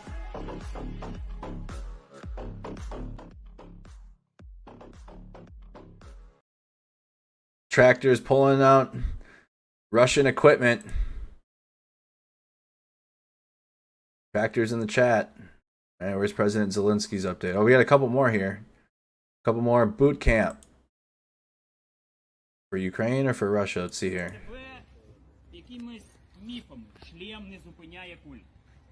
Ukraine. Куля прошиває шлем як масло.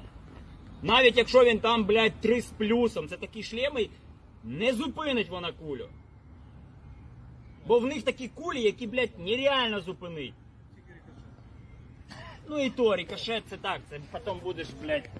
Зламає шию по-любому. Шия ламає, да, куля може зламати вам шию, але це не, ну це якщо не проб'є. Шлем навіщо потрібен? Він зупинить тільки якщо це десь біля вас взорвалася якась міна, там от чогось вона типа отскочила і вам влучила. Civilian basic training. Oh.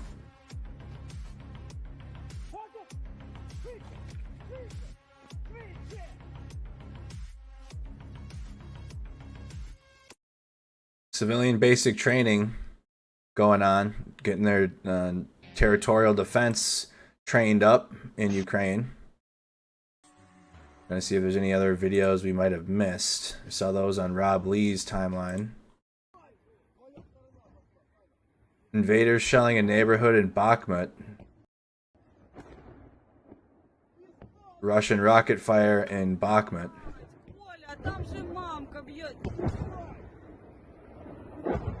This was 21 hours ago.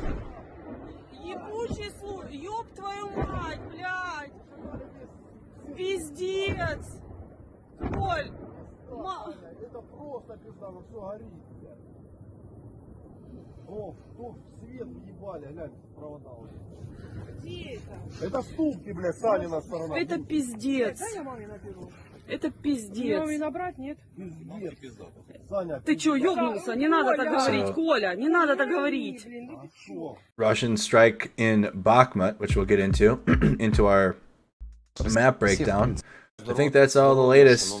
Here is President Zelensky, and then we'll do the map breakdown. Zelensky, today there were many references to the meeting in Turkey regarding the unblocking of agricultural exports from our country throughout the Black Sea. We are making significant efforts to restore the supply of food to the world market, and I am grateful to the UN and Turkey. What do you guys think Turkey's up to something? Turkey's playing games. Turkey's sus all around to me. If there was ever someone that's sus in this whole thing, it's Turkey, in my opinion. I don't know what they're doing. All right, I'm nervous about Turkey. We are making significant efforts to restore the supply of food to the world market, and I am grateful to the UN and Turkey from 13th of July. Підписав указ про нагородження орденом за заслуги першого ступеня Марини В'язовської, українського математика, яка цьогоріч стала лауреаткою медалі Філдса. Це дуже вагома і престижна відзнака, її називають Нобелівською премією з математики. Українка пані В'язовська стала другою жінкою за всю історію премії з 1936 року, яка виграла цю медаль. Їй вдалося розв'язати задачу про пакування сфер у восьмивимірному просторі. Як відзначають науковці, Марина В'язовська запропонувала дуже сильні ідеї і допомогла вирішенню також пов'язаних задач. Сьогодні я хочу подякувати пані Марині, подякувати не тільки за її роботу, за дуже потужний математичний результат, а ще за те, що вона допомагає усім нам, всім українцям, захищати нашу свободу і незалежність. Зокрема, і під час церемонії вручення медалі Філдса на Світовому конгресі математиків у своїй промові пані Марина говорила про Україну, про війну Росії проти нашої держави, про злочини російських окупантів. Пані Марина навчалася в Україні, в Києві, працює в Швейцарії, в Лозанні, очолює кафедру теорії чисел. І я вірю, що настане той день, коли Марина В'язовська зможе повернутися в Україну і викладати тут. Взяв участь в роботі конференції «Азійське лідерство», яка щорічно відбувається в Сеулі, столиці Республіки Корея. Це один з тих майданчиків, який привертає увагу всього регіону. І для України важливо, щоб наші інтереси і цінності звучали і сприймалися в усіх частинах світу, тим більше в країнах-лідерах Азії. Я подякував за підтримку і закликав до більш активного протистояння російській тактиці терору. І яка зла іронія. Сьогодні ж представники окупаційних структур в Донецьку заявили про те, що їх, як вони кажуть, визнала КНДР. Звичайно, будемо реагувати дуже жорстко на всіх рівнях. Але це така новина, що навіть додаткових коментарів вона не потребує. Все очевидно, яким шляхом йдемо ми і до чого можуть привести окупанти. Продовжується розбір завалів після російського удару по місту Часів Яр. Станом на цей час в списку загиблих 48 людей, серед них одна дитина. 48 people and one child from Chasiv Yar. I tried to find it on the map and could not do so. It's like a little remote village. Кількість врятованих, на жаль, не змінилася. 9 людей. Рятувальники працюватимуть на місці, поки не розберуть всі завали. Це був один з найжорстокіших російських ударів за увесь час війни. Стільки жертв. Мої співчуття рідним та близьким загиблих. Готуюся звернутися до учасників форуму в Гаазі, в Нідерландах, який відбудеться завтра і присвячений притягненню до відповідальності російських воєнних злочинців. Світові демократії готові зробити все необхідне, щоб кожен російський терорист відповідав за зло проти українців. І ми маємо скоординувати зусилля таким чином, щоб всі винні отримали справедливі вироки. Трибунал буде. Сьогодні в новинах багато згадок про зустріч в Туреччині щодо розблокування аграрного експорту з нашої країни через Чорне море. Ми дійсно докладаємо значних зусиль, щоб відновити постачання продовольства на світовий ринок. Я вдячний Організації Об'єднаних Націй і Туреччині за відповідні зусилля. Успіх цієї історії потрібен не тільки нашій державі, а без перебільшення усьому світу. Якщо вдасться зняти російську загрозу судноплавству у Чорному морі, це зніме гостроту світової продовольчої кризи. Українська делегація мені доповіла, що є певний прогрес. Найближчими днями узгодимо деталі з генеральним секретарем ООН. Ввечері, як завжди, підписав указ про нагородження наших воїнів, 136 учасників бойових дій, відзначені державними нагородами, 25 з них посмертно. Вічна пам'ять усім, хто віддав життя за Україну. Вічна вдячність кожному і кожній, хто захищає нашу державу. Слава Україні! All right, so it's President Zelensky. Today there are many references to the meeting in Turkey regarding the unblocking of agricultural exports from our country. Through the Black Sea, we're making significant efforts to restore the supply of food to the world market. He just went into that, talked about the efforts from the delegation to ensure there would be passage for the goods to leave Ukraine and get to the rest of the world, because the Russian military in the Black Sea is causing a huge issue of exports leaving Ukraine. All right, y'all, now let's get into our map breakdown video. Excuse me. Map breakdown of the war in Ukraine, and this will also be posted afterwards in between these live streams. So tomorrow you can see that this edited piece of map breakdown in its own video if you have not yet seen it. So without further ado, I am your host, Andy Mercado from Mercado Media, independent journalist, U.S. Army veteran. Welcome to night day 140 of the war in Ukraine. We've been covering this war since day one, and just going to go into a map breakdown showing the latest territorial gains and losses of the Russian military, the Ukrainian military. Going to draw on the map, show the cities, and just give just the facts of the news of what happened on the ground in Ukraine within the last 24 hours. So without further ado, let's get into that. So today, July 13th, 2022, the Kremlin likely ordered, quote, federal subjects, which are regions, to form volunteer battalions to participate in the Russian invasion of Ukraine, instead of declaring partial or full mobilization in Russia. Russian war correspondent and mill blogger Maxim Fomin stated that Russia has begun a volunteer mobilization where every region must generate at least one volunteer battalion. The term volunteer mobilization likely implies that the Kremlin ordered 85 federal subjects, which are regions including occupied Sevastopol and Crimea, to recruit and financially incentivize volunteers to form new battalions, rather than referring to literal mobilization relying on conscription or the compulsory activation of all reservists within Russia. Russian outlet reported that regional officials recruit men up to 50 years old or 60 for separate military specialties, for 6-month contracts and offer salaries averaging 220,000 to 350,000 rubles per month. This is that video that we had seen earlier in the stream, just backing that up. Separate regions offer an immediate enlistment bonus that averages 200,000 rubles, approximately 3,400 issued from the region's budget and social benefits for the servicemen and their families. Russian media has already confirmed the creation or deployment of volunteer battalions in Kursk, Primorsky Krai, Republic of Borokistan, Sharufska Republic, Chechnya, Republic of Tatarstan, that's the Tatar battalion, Moscow City, Perm, Nizhny Novgorod, and Orenburg oblasts in late June and early July. Team and Oblast officials announced the formation of volunteer units, which are not specifically a battalion, on July 7th. Volunteer battalions could generate around 34,000 new servicemen by the end of August if each federal subject produces at least one military unit of 400 men. Some Russian reports and documentation suggest that the Kremlin seeks to recruit an estimated 400 soldiers per battalion who will receive a month of training before deploying to Ukraine. The number of men may vary, as some federal subjects such as the Republic of Tatarstan and Chechnya are establishing 2 and 4 volunteer battalions respectively.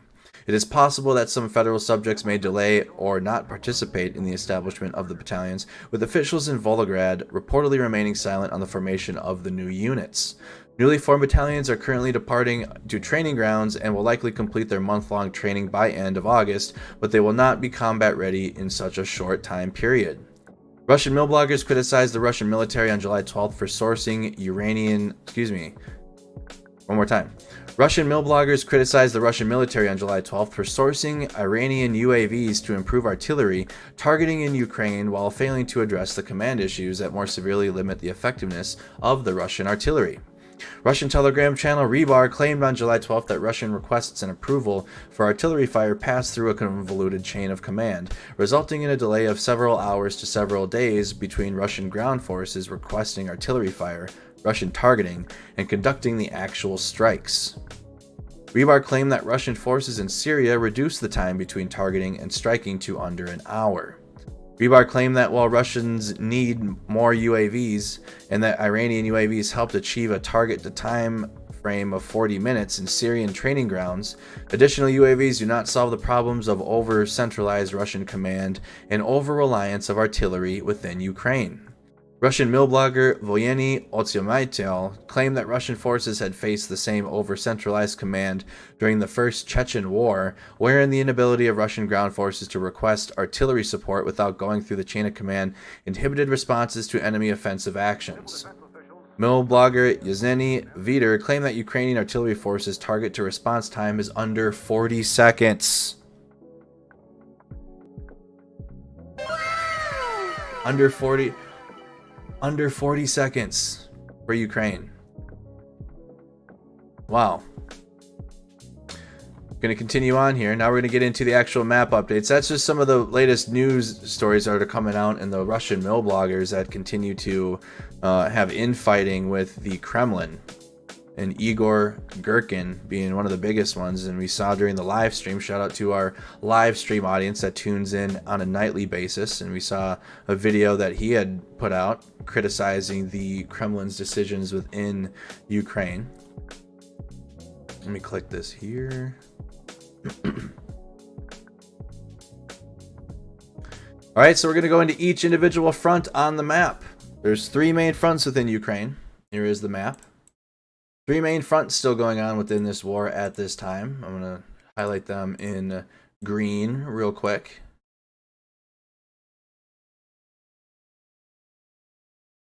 You have the southern axes. You have the Donbass, loosely. And then you have the Kharkiv Oblast in the border with Belgorod.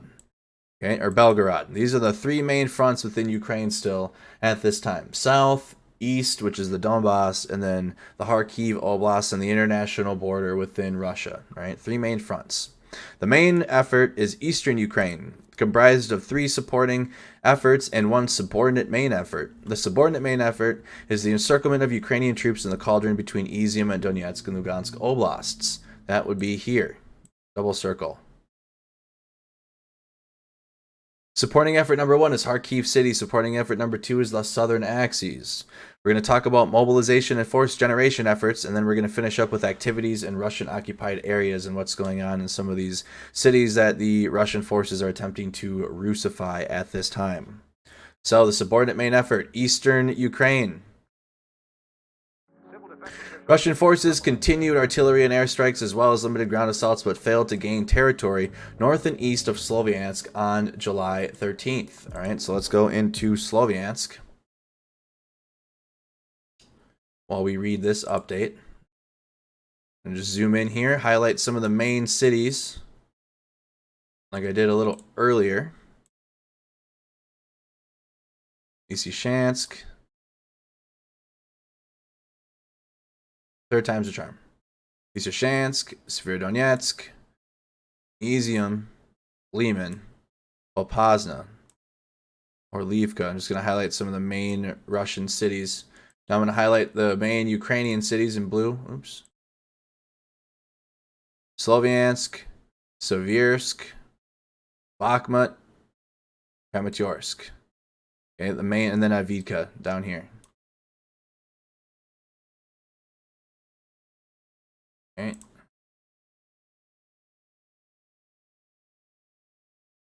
Ukraine. Map key. I know someone in the chat comments is asking for a scale. I'm working on that. If you guys comment after the video is posted, we do get recommendations. Okay, and then the main ground line of communication supply line is in purple. That's too thick right there. Small, skinnier one. These are the main roads being used, which are also known as supply lines and ground lines of communication. Okay, T1, 3, O, 2, E, 40. Okay, main 1, main 2. Main 2 roads in this region, and then we got, this is going to equal road. Okay, purple is road. Now let's get into it. Russian forces continued artillery and airstrikes as well as limited ground assaults, but failed to gain territory north and east of Sloviansk on July 13th. The Ukrainian General Staff reported that Ukrainian forces repelled Russian advances towards Ivankivka, Dolnya, and Dovenki northwest of Sloviansk near the E40 highway. Okay, so the area we are referring to is going to be over here. Bigger circle. There we go.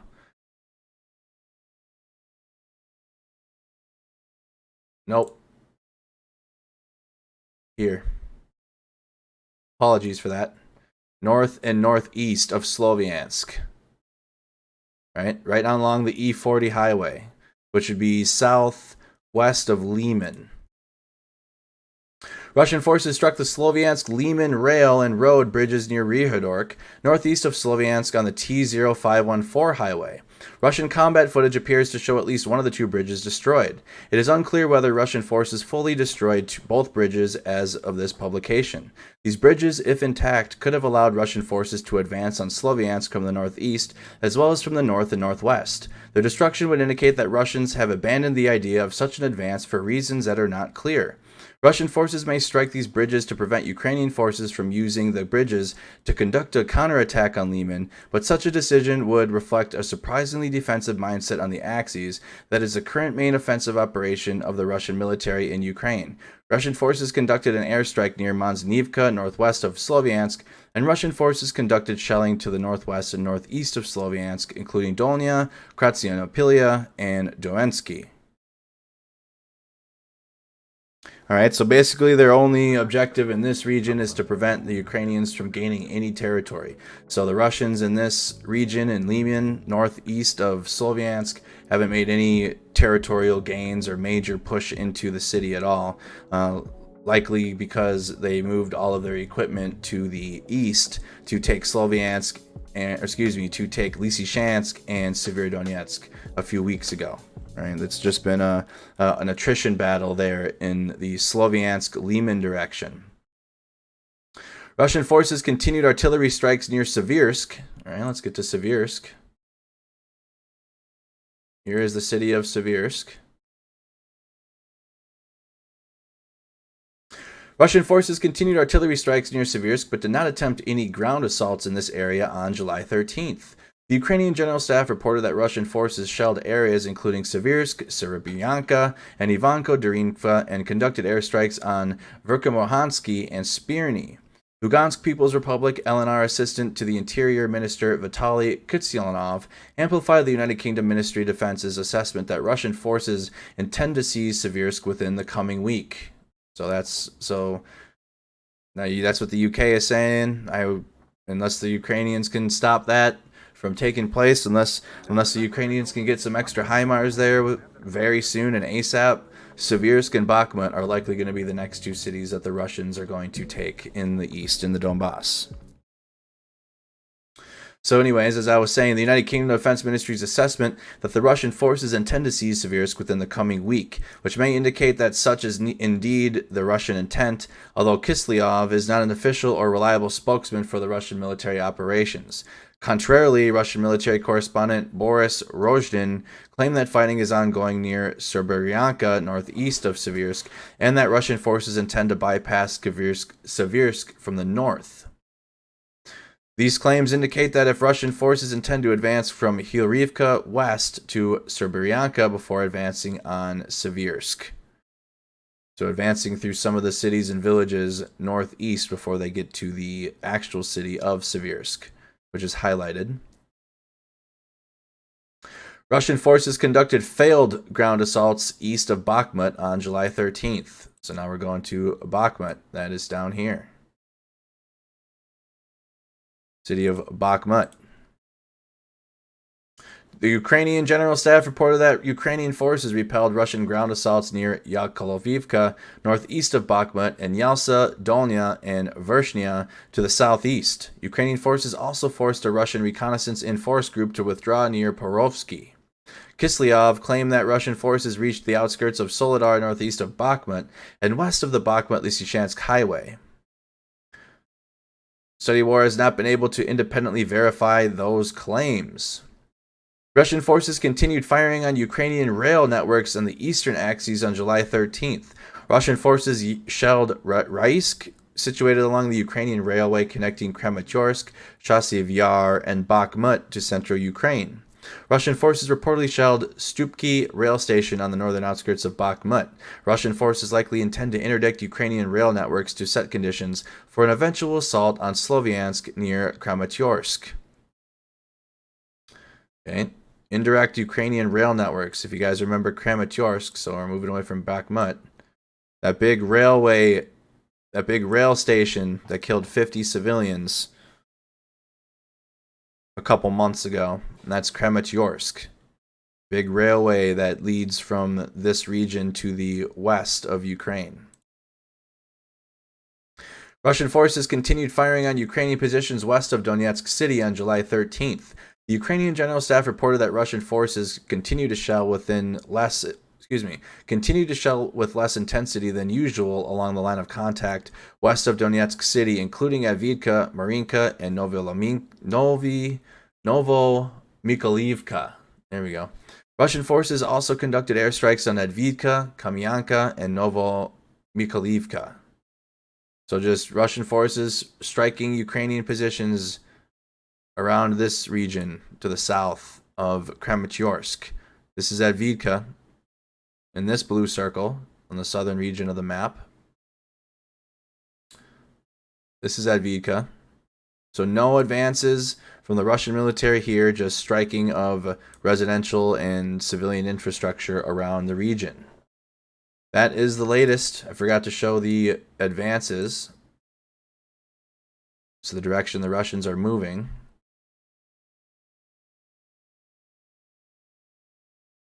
Moving west. In Lehman, this is where their direction they move. Izium, they use the E40 highway. And that is about it. Oh, I gotta highlight Kreminna. These are where the Chechens are coming from. Right there. All right, that's the Russian advance.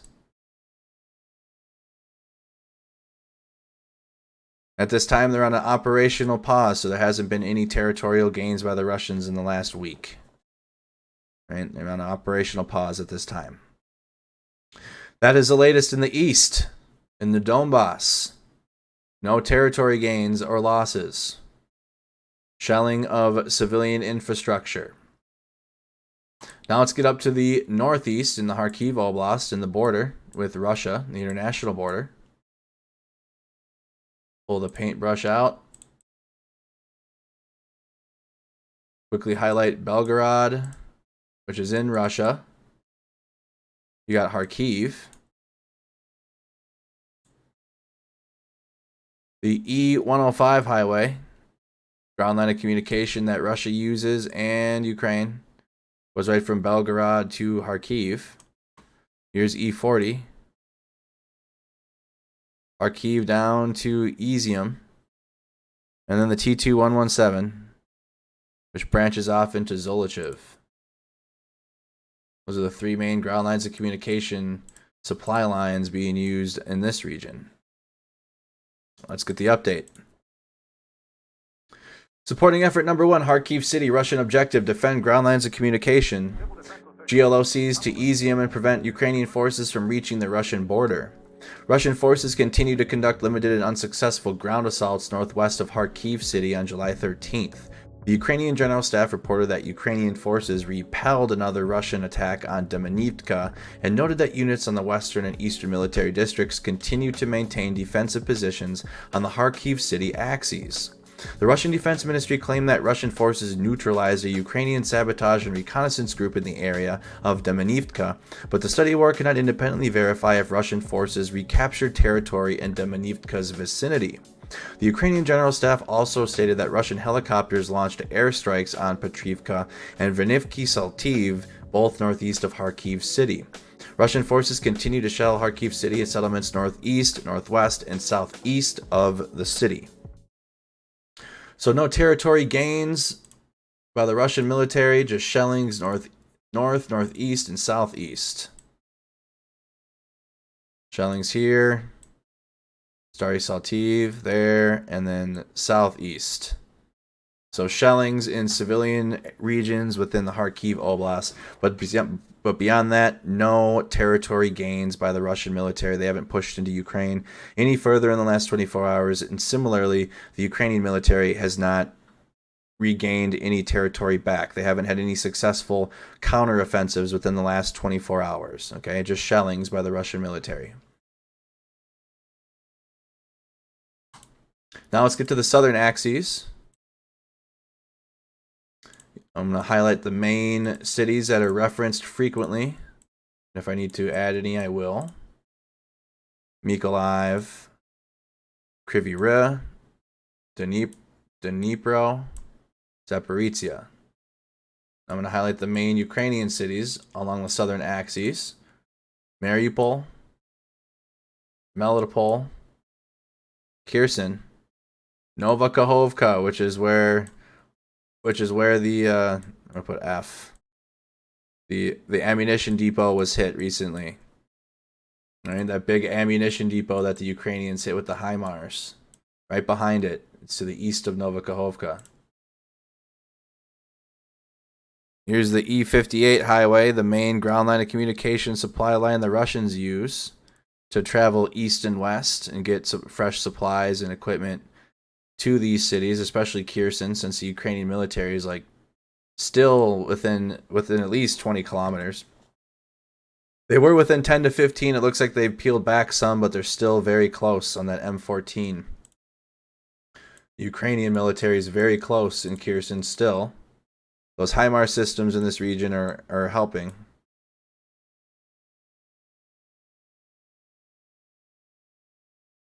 Ukrainian counteroffensive directions. There we go. And then yeah, the F is where that big ammunition depot was that was hit on Monday night. Okay. Do the E58. Okay, E58 highway. Russian forces continue to conduct, I read that. Supporting effort number 2, the southern axes. Russian objective defend Kherson and Zaporizhia oblasts against Ukrainian counterattacks. Russian forces continue to undertake defensive operations across the southern axes amid Ukrainian strikes on Russian ammunition depots.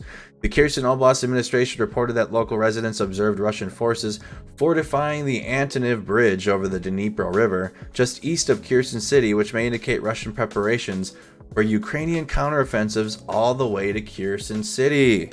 Help! I'm telling you, they're coming. Kherson is the most realistic city for the Ukrainians to take back within this stage of the war.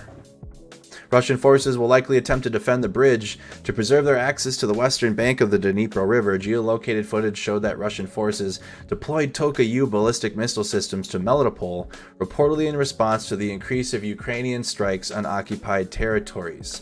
Ukrainian HIMARS are striking fear into the Russian hearts.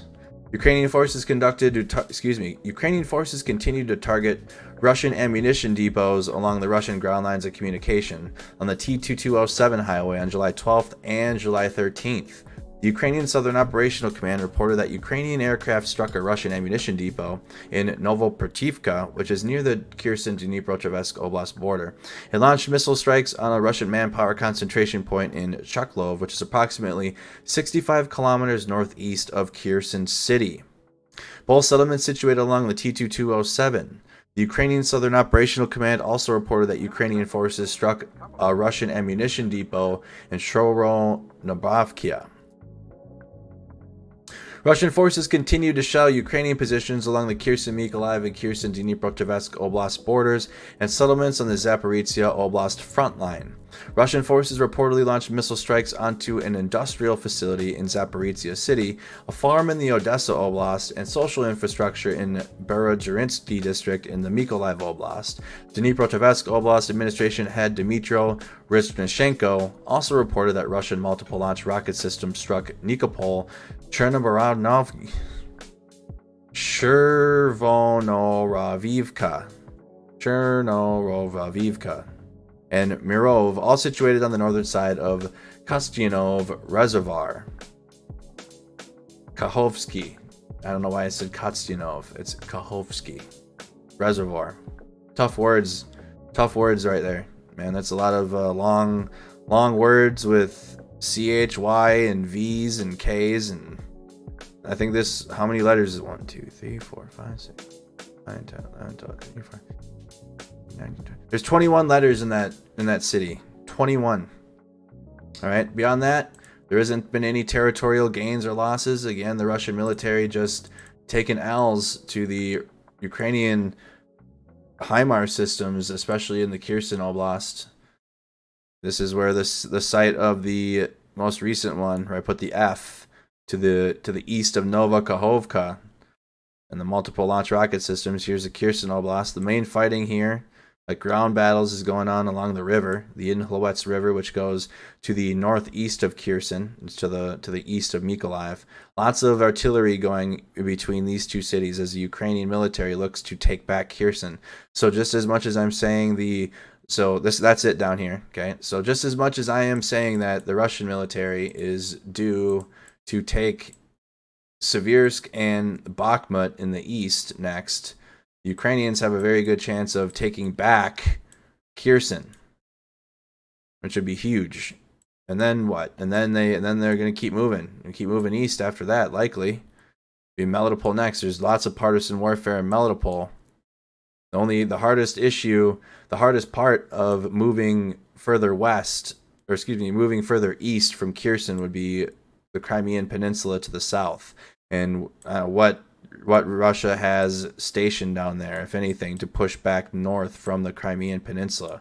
But the Ukrainians have a very good chance, with the continued successes of the HIMARS systems and destroying Russian artillery batteries, likely going to turn this oblast blue. Turn this oblast blue at least, and then push towards Novokhovka, and then can work towards Melitopol. The further east they get, the harder it's going to be, though, the further they go.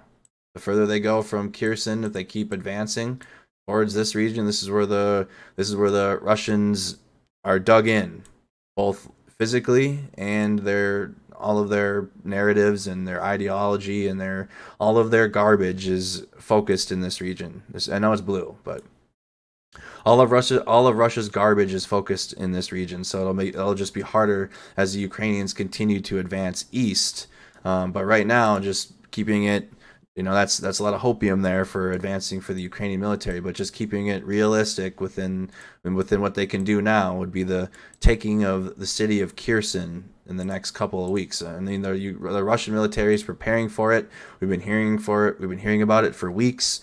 And we're seeing literal video come out of the Ukrainian counterattacks and their multiple launch rocket trucks taking out ammunition depots all over the Kherson, Dnipro-Petrovsk Oblast border in Zaporizhia. The Ukrainians have been destroying ammunition depots in this region in preparation for a big counteroffensive push here. All right. Just as much as the Russians are winning in the east, the Ukrainians are winning in the south. So a big stalemate up in the northeast. The Ukrainians did have a streak of wins. That's why there's so much claimed Ukrainian counteroffensive in the blue here along the border. They were on a streak and they were doing well, but now it's pretty atrocious. Very much a battle of attrition up here in the northeast between Kharkiv and Belgorod along that Russian border. There hasn't been hardly any changes in that region at all in the last month. All right, most of the Ukrainian wins are in the south. Russian wins are in the east. All right, and then if you want to balance those out, it's just one big war of attrition of each side getting wins in different portions of the country. But in the eyes of Ukraine, any loss, any city or territory that the Russians gain is going to be a loss. It's their country. It's their land. So, I mean, you can sit here and be like, well, the Ukrainians are winning over here too. But any increase that the Russians push to the west is just an L for Ukraine in general. They're losing territory to a foreign enemy, right? Let's continue here with the mobilization and force generation efforts. Russian objective: expand combat power without conducting general mobilization. Oops. Russian forces continue to recruit and form additional regional volunteer battalions throughout Russia on July 13th. Kazan national news outlet Biznes Online reported that Republic of Tatarstan reported and dispatched the Alga volunteer battalion for a month-long training program before committing to the special military operation. We might start seeing some of these Tiger battalions, the Tartar battalion, the middle-aged, older white men battalions that are eating up the Russian narrative are going to be sent out there, and we're likely going to be seeing them in more and more videos come August. So come August time, the clips should include many of these conscripts. Or I suppose they're not conscripts, they're allegedly being paid. The Republic of Tatarstan will deploy 2 volunteer battalions in total and pay servicemen 2,000 rubles, approximately $34 per day, in addition to a one-time 260,000 ruble payment. Here we go. There they are. For enlisting out of the Republic's budget, the Russian Defense Ministry will reportedly pay servicemen a starting monthly salary of 170,000 rubles, which is approximately $2,900. 170,000 rubles is $2,900. What's worth more, a peso or a ruble? Business Online estimated that each battalion will have over 400 servicemen and reported that 300 to 350 men are already have. That threw me off. What just disconnected? Something disconnected. I will figure it out later. Alright, let's start again. The Russian Defense Ministry will reportedly pay servicemen a starting monthly salary of 170,000 rubles, approximately $2,900, which is estimated that each battalion will have over 400 servicemen, and reported 300 to 350 men already passed the selection process for the 2nd Volunteer Battalion, which is called Timer. The Old Timer Battalion. The Old Timers. Russian, that's what they're called though. I am adding the old timers part on. It's actually called Timer, in quotes.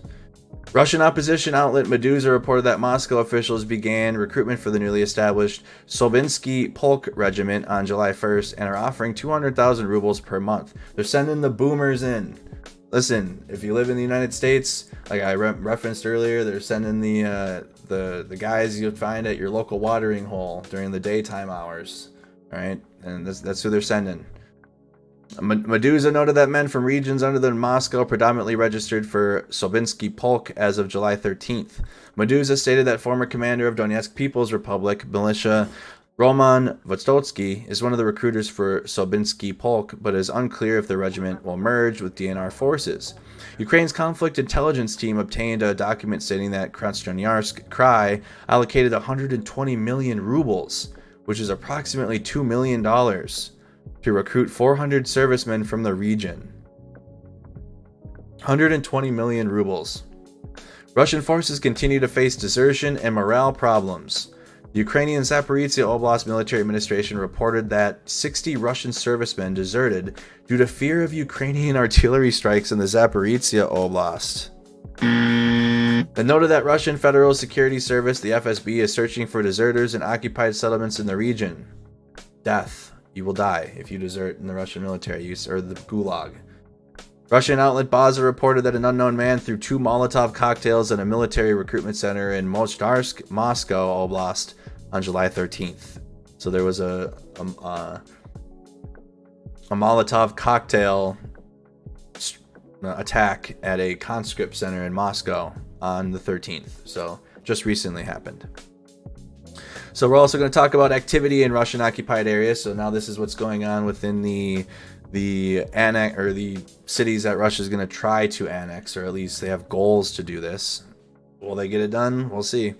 Russian occupation authorities are increasing financial incentives for Russian civilians working in the occupation governments in Kherson and Zaporizhia Oblasts. The Ukrainian Resistance Center reported on July 13th that Russian authorities now recognize civilians who deployed to occupied territories as veterans, entitling them to pensions in order to draw more civilians into working in occupied Ukraine. The report additionally stated that Russian occupation authorities are importing Russian infrastructure workers to Mariupol due to personnel shortages. Study work cannot independently verify these claims. However, if true, this report indicates that Russian occupation authorities are facing issues recruiting civilians to work in occupied southern Ukraine severe enough to warrant paying out long-term pensions for short-term deployments. Russia ain't gonna... Those will get voided out immediately later. Like that, they're... whatever. Russian occupation authorities may be setting conditions to forcibly transport Ukrainian children in occupied territories to Crimea to coerce Ukrainians into collaborating with the Russian government. The Ukrainian Kherson Oblast administration reported that the Russian-backed government in occupied Kherson will open 20% of available schools for the school year starting on September 1st, 2022, and that the occupation authorities will transport Ukrainian children to Namakovsky Naval School in Sevastopol, Crimea for education, instead of schools in occupied Kherson. While the study work cannot verify these claims, separating children from their parents, likely involuntarily, will allow Russian occupation authorities to threaten to harm the children if the parents do not cooperate. So using them as like tools to do what they need, what they want them to do. The report also states that the Russian-backed government forced Kherson Oblast teachers to travel to Crimea for training, which we've heard that not just to Crimea, but they've been sending the teachers to Russia as well, likely to further increase civilian compliance with the occupation government in Kherson. The Ukrainian Resistance Center also reported that Russian occupation authorities in Kherson Oblast are considering further delaying the referendum for Russian annexation because the lack of local cooperation prevents the occupation authorities from gathering enough data to launch the referendum. So they can't even launch this the bullshit referendum that they're gonna, the same exact copy paste they did in Crimea. They're trying to do it in all of those cities in the south, including the Donetsk and Lugansk in the east. But in Kherson and some of these cities along the southern axes, the people aren't going for it. They're protesting it. They don't want the Russian occupation. They're not pro-Russian at all. And the Ukrainian military is on the outskirts of Kherson City anyways, so the Russians have to go into defense mode more so than trying to annex Kherson into the Russian Federation. I wouldn't be surprised, honestly, in the coming weeks if the Ukrainian, or in the coming week, I should say, no S at the end of that, in the coming week, if the Ukrainian military continues with their HIMARS successes, if the Russian military just doesn't get on up out of there, go ahead, pack up and go to the next city and try it and hold it down there as long as they can until the Ukrainians get to Melitopol, and then pack up and go to the next one. You know, they don't even have enough participation within the city to get enough data in Kherson to start a referendum, and this is when they're likely just going to start making shit up, right? The Russians will make shit up with completely without a source. Why don't you back it up with a source? My source is that I made it the fuck up. Right? And they'll just completely make things up, so likely just have a bogus referendum even without the numbers needed to hold that. All right, let's go and let's do the quick summary, and then I'll show you guys where you can catch me for the rest of the night, and then I'm probably going to be wrapping up here. Went through all the latest video footage already, and then we'll wrap up. Key takeaways from July 13th, 2022. The Kremlin likely ordered Russian federal subjects regions to form volunteer battalions to deploy to Ukraine. Russian forces conducted failed ground assaults north of Sloviansk and around Bakhmut. Russian forces conducted air and artillery strikes around Seversk and west of Donetsk City. Russian forces continued targeting Ukrainian rail lines on the eastern axes. Russian forces attempted limited and unsuccessful ground assaults north of Kharkiv City. Russian forces prioritized defensive operations on the southern axes as Ukrainian forces continued targeting ammunition depots. Russian occupation authorities are increasing financial incentives for civilians working in occupied Ukraine, and Russian occupation authorities may be setting conditions to forcibly relocate Ukrainian children in occupied territories to Crimea. And that is your update for July 13th, 2022. Why don't you back it up with a source? I don't want that to play again. Once is good. If you guys want to catch me, speaking of riding, if you guys want to catch me later on, well, in about 15 minutes, I'm going to be live with Metal Gear Solid 4. Continuing with our playthrough on Snack Squad TV, Part 2. Alright, Part 2 of Metal Gear Solid 4, Guns of the Patriots. I will put the link in the comments so you guys can just go right to that stream, or I will redirect you to this live stream. It starts at 10:30 p.m. Central Time, so in about 15 minutes. I'm going to go have a safety meeting and go get ready for this live stream, about 3 hours worth of feed here that we're going to be hanging out with, and I hope you guys all join us here. It's such a great time, and I have a great time with our Snack Squad TV audience. All right, join us on Snack Squad TV. Hey, thank you guys so much for hanging out with me Thank you guys so much for tuning in to the update for the war in Ukraine, day 140. Been covering this again since the beginning, so your guys' support on a continuous basis, tuning in to independent media and Mercado media is so much appreciated. Thank you guys so much for tuning in. Hit that like button, spam those reactions on Facebook. Make sure you're following us here on Facebook. You're subscribed to the YouTube channel. Shout out to all of our members on YouTube. Shout out to all of our supporters on the Facebook page. Have a wonderful night, guys, and see you guys tomorrow night.